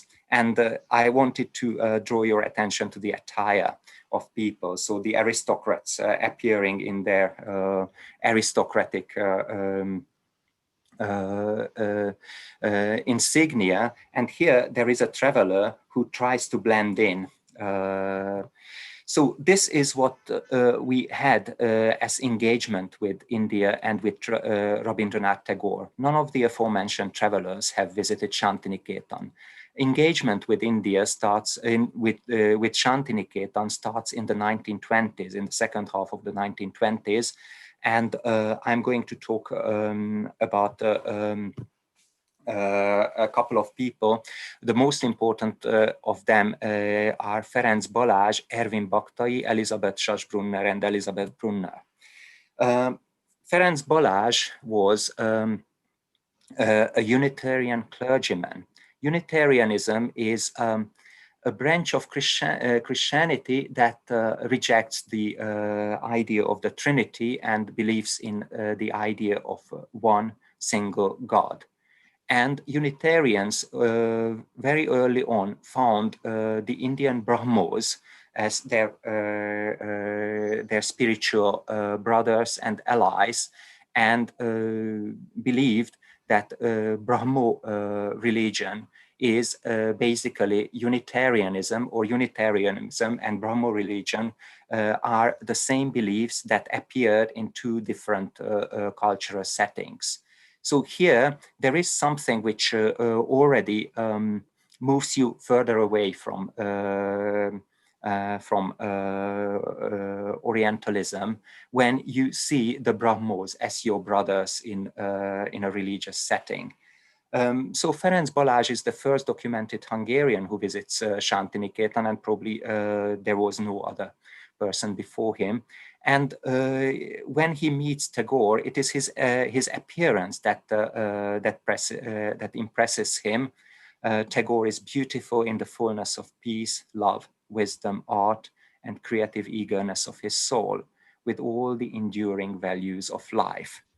And also, in his travelogue, he describes that Tagore's interest in Eastern Europe and Tagore's argument that the world has not yet been killed by industrial monotony in that part of the world. This chimes very well with Ferenc Balázs's ideas, who settled down in Hungary and started experiments as a clergyman with rural development in his village. So Balázs is more interested in Sriniketan than in Shantiniketan because of his already fledgling ideas of rural development. However, after leaving Shantiniketan, he doesn't seem to be any more in touch with Tagore or with Bengalis. Now, one of the greatest scholars of India, and definitely the most popular scholar of India from Hungary, is Ervin Baktai, who visited India between 1926 and 29, and has written two books just as travelogues about his Indian journey. Look at his attire. He is getting he is just using the Indian attire while in India. And he is a very, very interesting figure. He admires Gandhi and sides with the Indian freedom movement without being aggressive towards the British. But in his travelogue everywhere, he compares India with Europe, and India comes out as superior, even when there are bad aspects of India, and he writes about that too. But he mentions that we in Europe also have the same bad aspects, and sometimes even worse. So he is very much in love with India. The monograph about him is called Enchanted by India, and he was active about India publishing between 1920 and 60. He is the most powerful voice that mediated India to Hungarians in the 20th century. And his voice also defines the Hungarian perception of India. He was trained as a painter, interested in the spiritual East, and you can connect to him by the fact that he was the maternal uncle of Amrita Shergill. Umrao Singh Shergill, Amrita Shergill's father, was stuck in Hungary during the First World War, made friends with the Bhaktai family, married Bhaktai's sister, and hence the connection. Bhaktai studies Sanskrit with Umrao Singh, and then writes lots of popular books based mostly on English writings and on his own experiences. And the important thing is that his own experience, because many of the English books would be very much defined by Orientalism, but his personal experience just overrides that sort of Orientalism. Also, he is one of the supporters of the Indians against colonialism. Recently, Shomog Bishas's study about about people who were supporters of Tagore and especially Gandhi is a very important reminder that there was a very strong support for the Indian freedom movement. Here is one of the first letters that I was able to trace written to Bhaktai by Tagore in 1922 when Bhaktai wrote a book about Tagore. Now, the interesting thing about Bhaktai is that he wrote 2 short monographs about Tagore, highly appreciating him. And then when he visits Shantiniketan, he is just disappointed. He finds Tagore distant and kind of living in an ivory tower and not really, and sees the discrepancy between the European professor's life in the Shantiniketan campus and Tagore's ideas. Now, the next 2 travelers are Elisabeth Schaschbrunner and Elisabeth Brunner. They are painters, mother and daughter. They only know Hungarian, but managed to reach Shantiniketan and settle there for about a year. And their initial impressions are so good that they settle in India for the remainder of their life. They paint innumerable pictures of Bengal and also of Tagore. Especially the daughter is allowed to come into to Rabindranath's residence even when Tagore is working, and paints Tagore during his daily activities, writing, reading, taking a stroll. Now, another Hungarian voice is or 2 voices is Julius Germanus and Rózsa Hajnóci. And here again, the attire, the teachers in Shantiniketan sometime around 1930, completely European.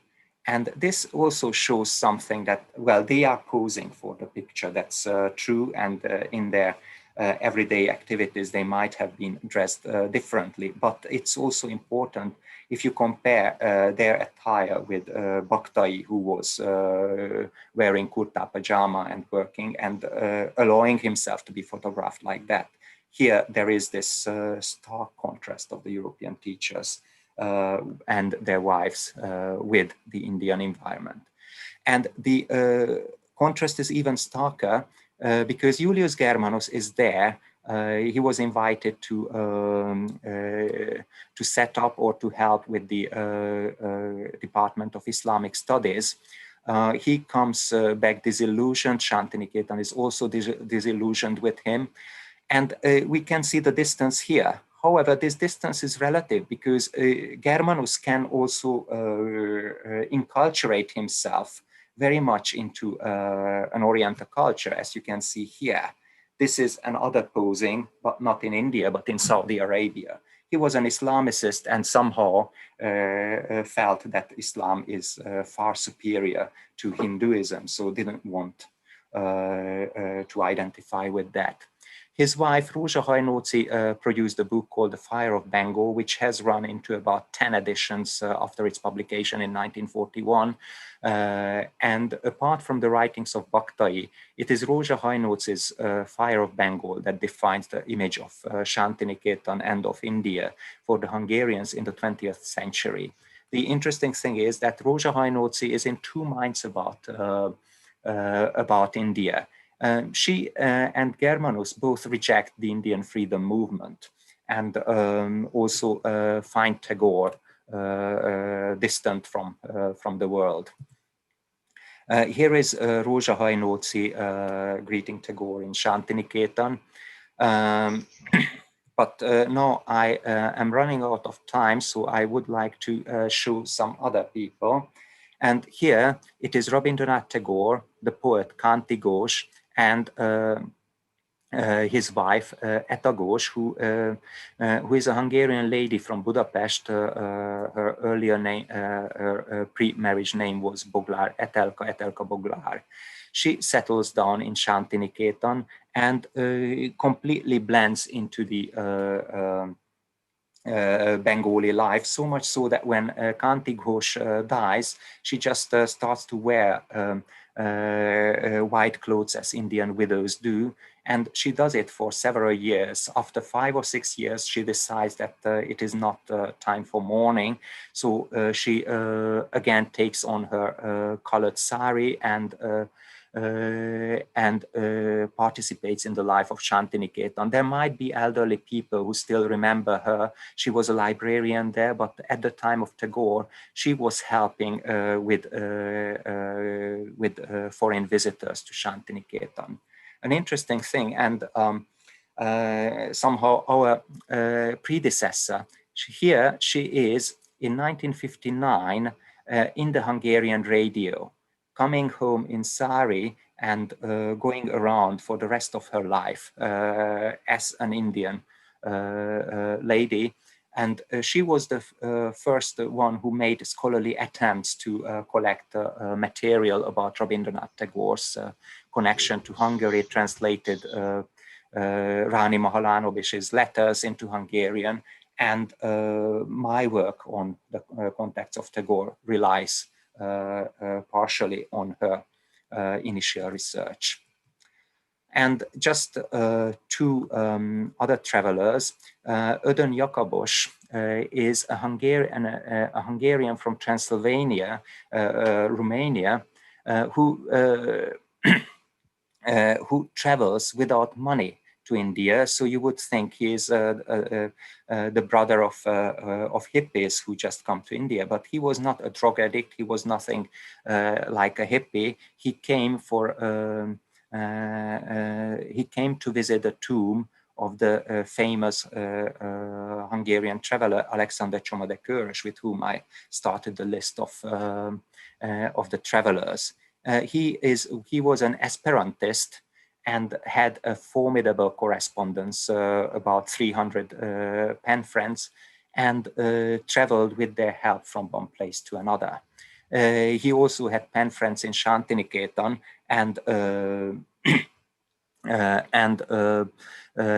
visited Shantiniketan on this aspect, and he found Esperantists in Shantiniketan too.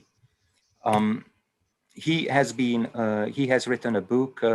He has held innumerable lectures about India after his return, and he has become so famous that a bust of his was established, and a school was named after him. The last visitor I would like to mention is the film director Sándor Sára, who has been one of the most outstanding Hungarian film directors. He visited Shantiniketan in 1997. He was interested in the visual aspects of Tagore School naturally, and also of the surrounding villages. So here we have got some kind of return to Elizabeth Brunner's, the Brunners, the painters. Sára has produced a film about India, in which a documentary in which Shantiniketan figures prominently with its visual aspects. The interesting thing is that you can see how Orientalism is on the is present in the eastern part of Europe, within the travelers, within the reception of Tagore, but at the same time, this is not the main defining discourse. There are various other discourses that need to be investigated further. One of them is definitely the situational identification, but there would be also further discourses. So thanks for your attention, and I hope I can share further ideas at some other event later. Thank you. Thank you very much, Imre, for that insightful presentation with all the illustrations that were helping us along to follow the track of the argument. Absolutely fascinating material on the travelers and how they were imbibing Oriental ideas, but not really Orientalism in that sense. Thank you very much. I'm sure there's more to discover in that line as in the line of the other speakers as well. But time is what it is, and we need to move on to our last speaker for the panel. That's Professor Shantanu Dasgupta. So we bring Tagore home after his journey to many other parts of the world. Shantanu Dasgupta teaches at the Comparative Literature Department of Jadavpur University, and he's the joint director of the School of Media, Communications and Culture there. He's also coordinator of the Center for Translation of Indian Literature. Shantanu's latest publication is Dalit Lekhika, Women's Writing from Bengal, co-edited. Shantanu has also edited a number of volumes of translations as well as books such as A South Asian Nationalism Reader. His English translation of Girish Chandra Ghosh's play, Jaise Ka Taisa, was published as Tit for Tat by Sahitya Akademi. He is currently editing a collection of essays on representations of Calcutta or Kolkata, as one may like to call it. Over to you, Shantanu. Thank you very much. First of all, I'd like to express my gratitude to the Sahitya Akademi for this opportunity to speak here. Thank you, Srinivas Rauji. Thank you, Malashri, Shangyukta, Mr. Verma. It is actually very difficult to speak on this topic after that series of very erudite papers. The only saving grace for me is that I'm going to focus on a slightly different aspect of the idea of global outreach. Rabindranath, as we know, is just as important to India as he is to the world. Not only has he impacted the trajectories of Indian Bhasha literatures for decades to come, but he has also been a significant influence on world literature and has himself drawn inspiration from world literature and culture, be it from English or Japanese, from Europe, from Asia, whatever. I shall focus on the afterlife of some of Rabindranath's convictions vis-a-vis the worlding of literature. This worlding of literature, as championed by Rabindranath, signifies a kind of reaching out to the world and is global outreach of a different kind. Rabindranath remains an abiding influence as far as pedagogy in the humanities in India is concerned. His ideas on pedagogy were radical for his times, and while they perhaps remain radical even today, they also seem to have embedded themselves within our pedagogical practices in India firmly today. There is a note of critical nationalism that one finds in Rabindranath and his ideas on literature and pedagogy.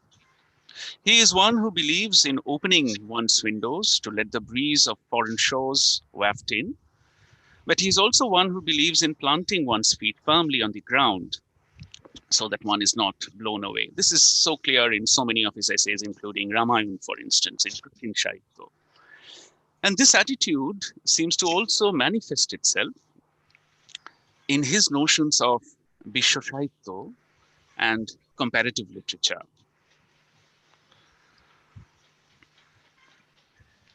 And also in his attempt to champion the cause of the worlding of literature.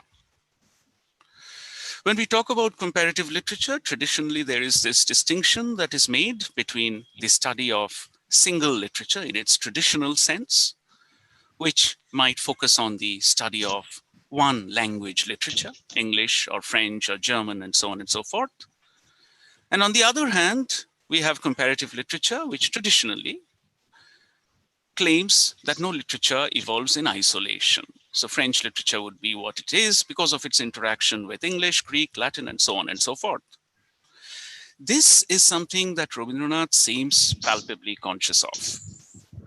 Perhaps because, among other things, of the unique Indian context, where the concept of national literature is very different from what it is in the Western world. National literature itself is a kind of a concept of world literature in miniature. And these notions seem to come out in Rabindranath's lecture, which he delivers at the National Council of Education sometime around 1907, the Vishwa lecture. Before this, of course, comparative literature has established itself in the Western world. We've had Goethe in 1827 talking about wealth literature, François Villemain talking about La littérature comparée in 1829, Matthew Arnold talking about comparative literature. But in the Indian context, whenever one speaks about the history of comparative literature, the history of a holistic study of literature, like Shishir Kumar Das has done, one has to go back to Rabindranath and his pronouncements on Vishwa. So what does he say? He talks about the fact that he has been called upon to discuss a subject to which the English name comparative literature has been given, and he says, let me call it Vishwa in Bangla. And he suggests, I'm just quoting a very little bit from this lecture in English translation, from this narrow provincialism, we must free ourselves. We must strive to see the work of each another as a whole, that whole as a part of man's universal creativity, and that universal spirit in its manifestations through Vishwa or world literature. In other words, Rabindranath here is taking up the case for the dismantling of artificial barriers of language and nation. He is talking about some kind of a universalist notion, not just of literature, but also of human creativity, universal creativity, something that encompasses the other arts as well as the literary. In other words, he is reaching out to bring the world to the home, perhaps. He uses this metaphor here of the mason who is working on his part of the edifice, and that part of the edifice that he is contributing to must be in congress with the entirety of the edifice. It's a beautiful metaphor that he uses. And clearly, this is a championing of the cause of contextualizing individual literary creation with the larger human literary produce from across the globe. And these sentiments assume an afterlife and manifest themselves significantly in the worlding of literature, at least over the next century or so in India. For instance, we see an echo of these sentiments in Sir Ashutosh Mukherjee, who in 1919 helps to found the first Department of Modern Indian Languages, at the University of Calcutta, who talks about the concept of Jatiyo Sahitya. He suggests that it may not be a very judicious idea to study only one Indian language or literature. He's, of course, tying it up with the notion of national integration. Now, this may seem not to have very much to do with the world, and rather more to do with the concept of India. But as I mentioned, India as a microcosm of the world with its diversity and heterogeneity. Therefore, we are actually talking about breaking out of the singular to embrace the plural, a model of literary worlding in the context of India. It's the same sentiment in a way that Rabindranath was enunciating in his lecture. Even in the 1970s, when we have this Indian literature seminar at the IIS, based on which Shujit Mukherjee writes his essay, Sahitya Vidya in our universities, we see the same model of worlding existing and being debated upon. Wait till the 1970s. Now, this sounds very similar to Ashutosh Mukherjee talking about Bengali students who have obtained their BA or MA degrees will, imbued with national sentiment, study one or two other Indian languages along with Bengali. So it's the same kind of echo that persists till the 1970s. Of course, a more direct repercussion of Rabindranath's talk might be found in the University of Calcutta in 1958-59, the Department of Bengali introducing courses on English Romantic poetry and some Sanskrita texts in its syllabus, and naming these as comparative literature. This is something that Shishir Kumar Das recounts in his attempt to carve out a history of comparative literature in India.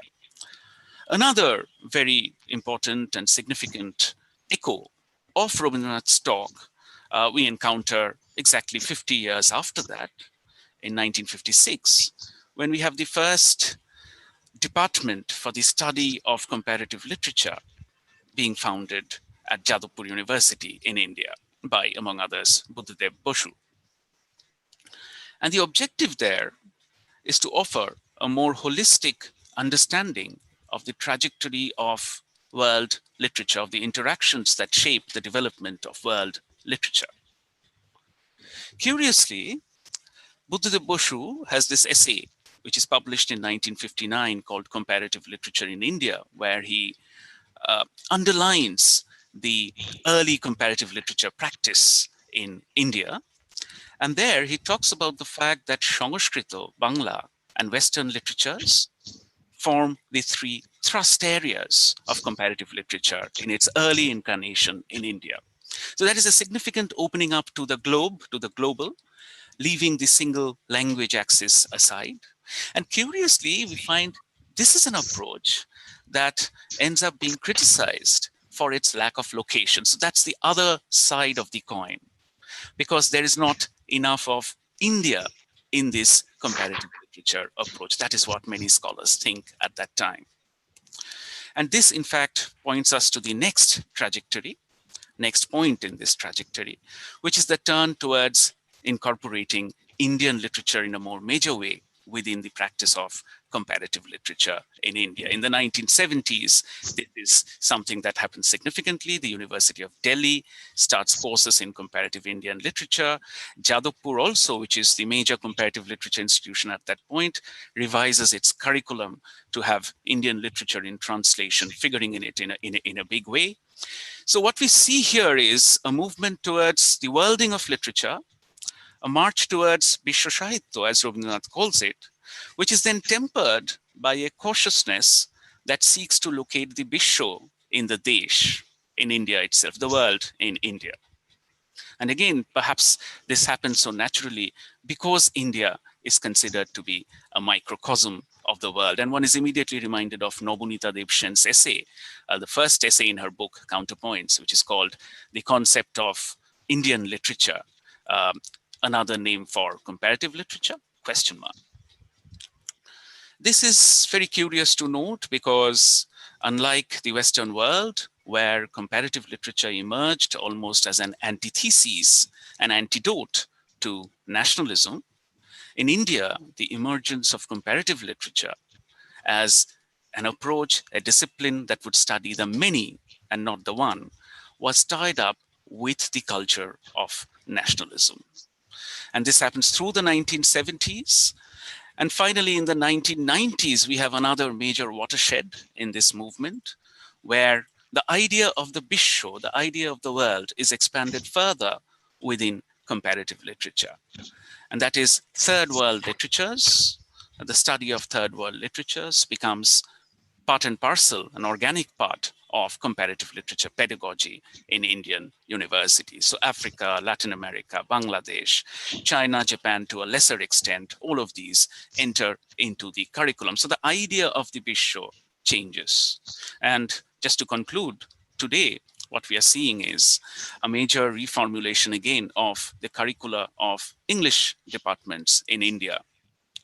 This has been going on for some time, of course, but today as English curricula in India change to include Sanskrit literature, European literature, Indian literature within its purview, we must immediately recognize these changes as manifestations of Rabindranath's appeal for a globalization of our understanding of literature. This is an inheritance we cannot but acknowledge.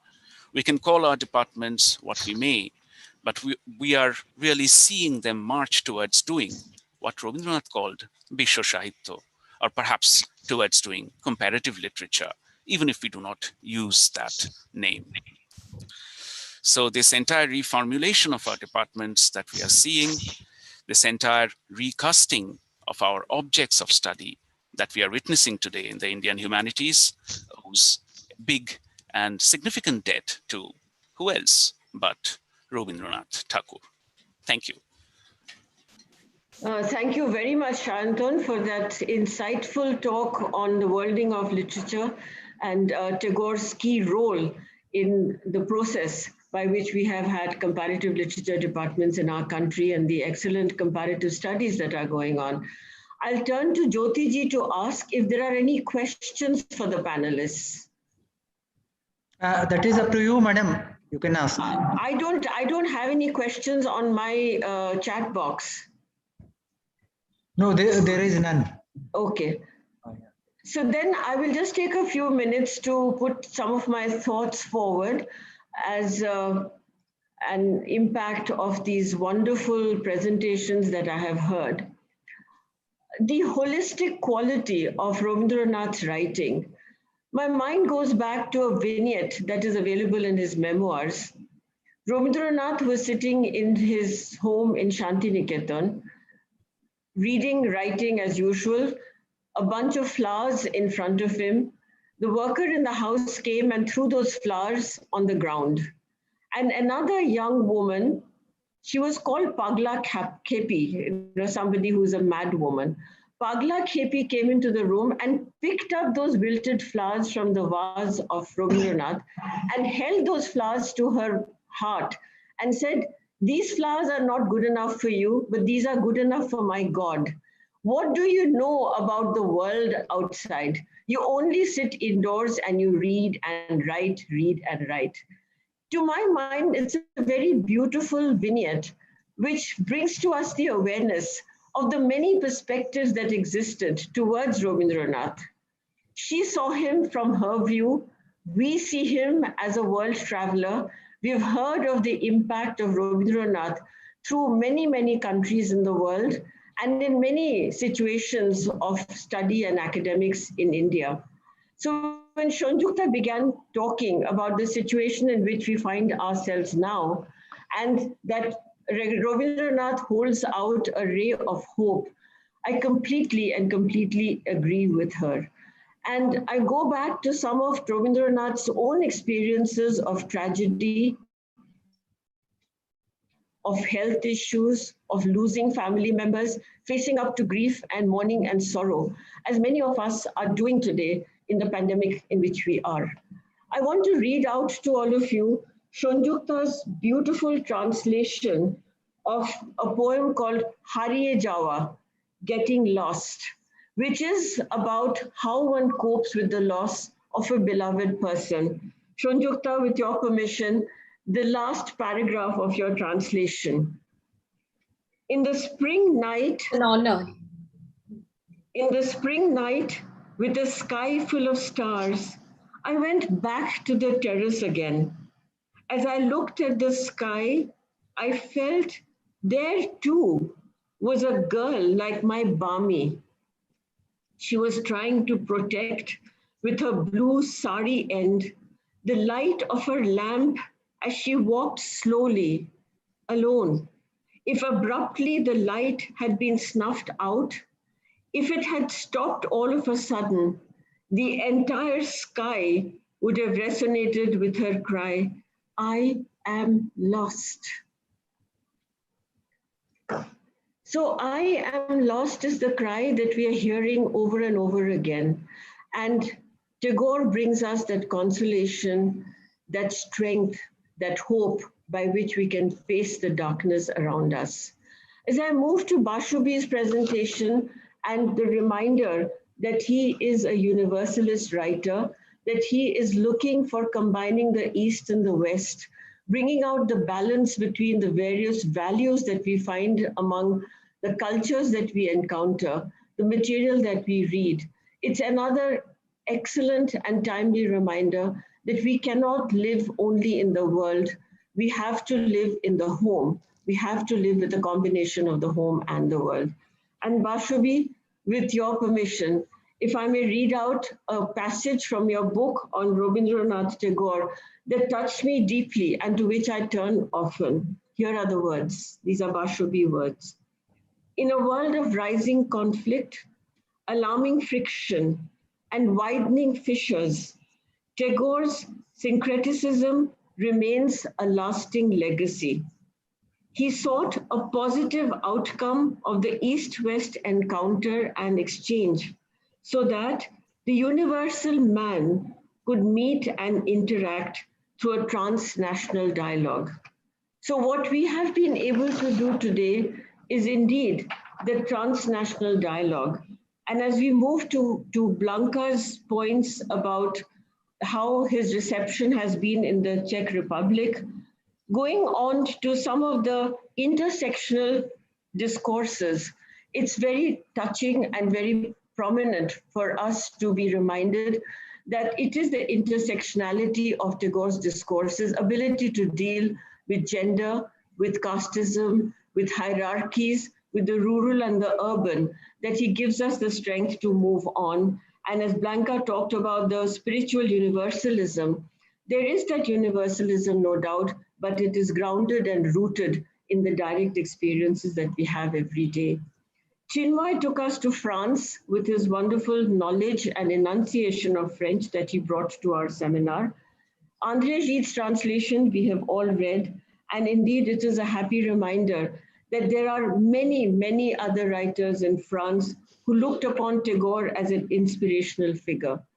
Chinmay used the word exquisite luminosity, and that indeed is something that we will associate with Tagore over and over again, no matter in what language we deal with him.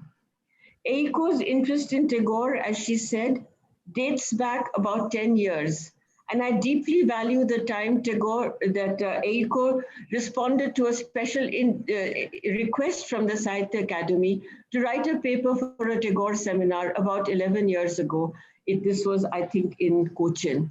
From that, Eiko has moved much further, much deeper into Tagore, and we are very struck by the way in which Eiko, you've discussed Condolence, showing the difference between the original text in Mahayana Buddhism and how Tagore reinterpreted it. And of course, as you rightly said, it's a subversion of the original, because Tagore's intention with Condolence were to make people aware of the terrible iniquity that there exists in the class differentials and the idea of the Chondal, the so-called untouchables. Again, I'm reminded of the original words of Tagore, that beautiful and very moving lyric, Oke chuana chuana chi, oje Chondali.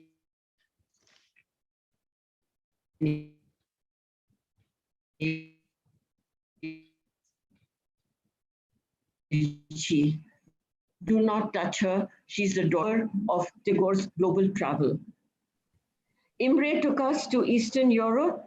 Again, an interest in Eastern Europe is something that Tagore often talks about. He sometimes says that he likes interacting with this part of Europe more than he does with the other parts of Western world, because he was deeply engaged with the nuances of the local poetry, the sensitivity of the thought, and in any case, the creation of the link between Hungary and Tagore's Bengal has been a very, very rich inheritances.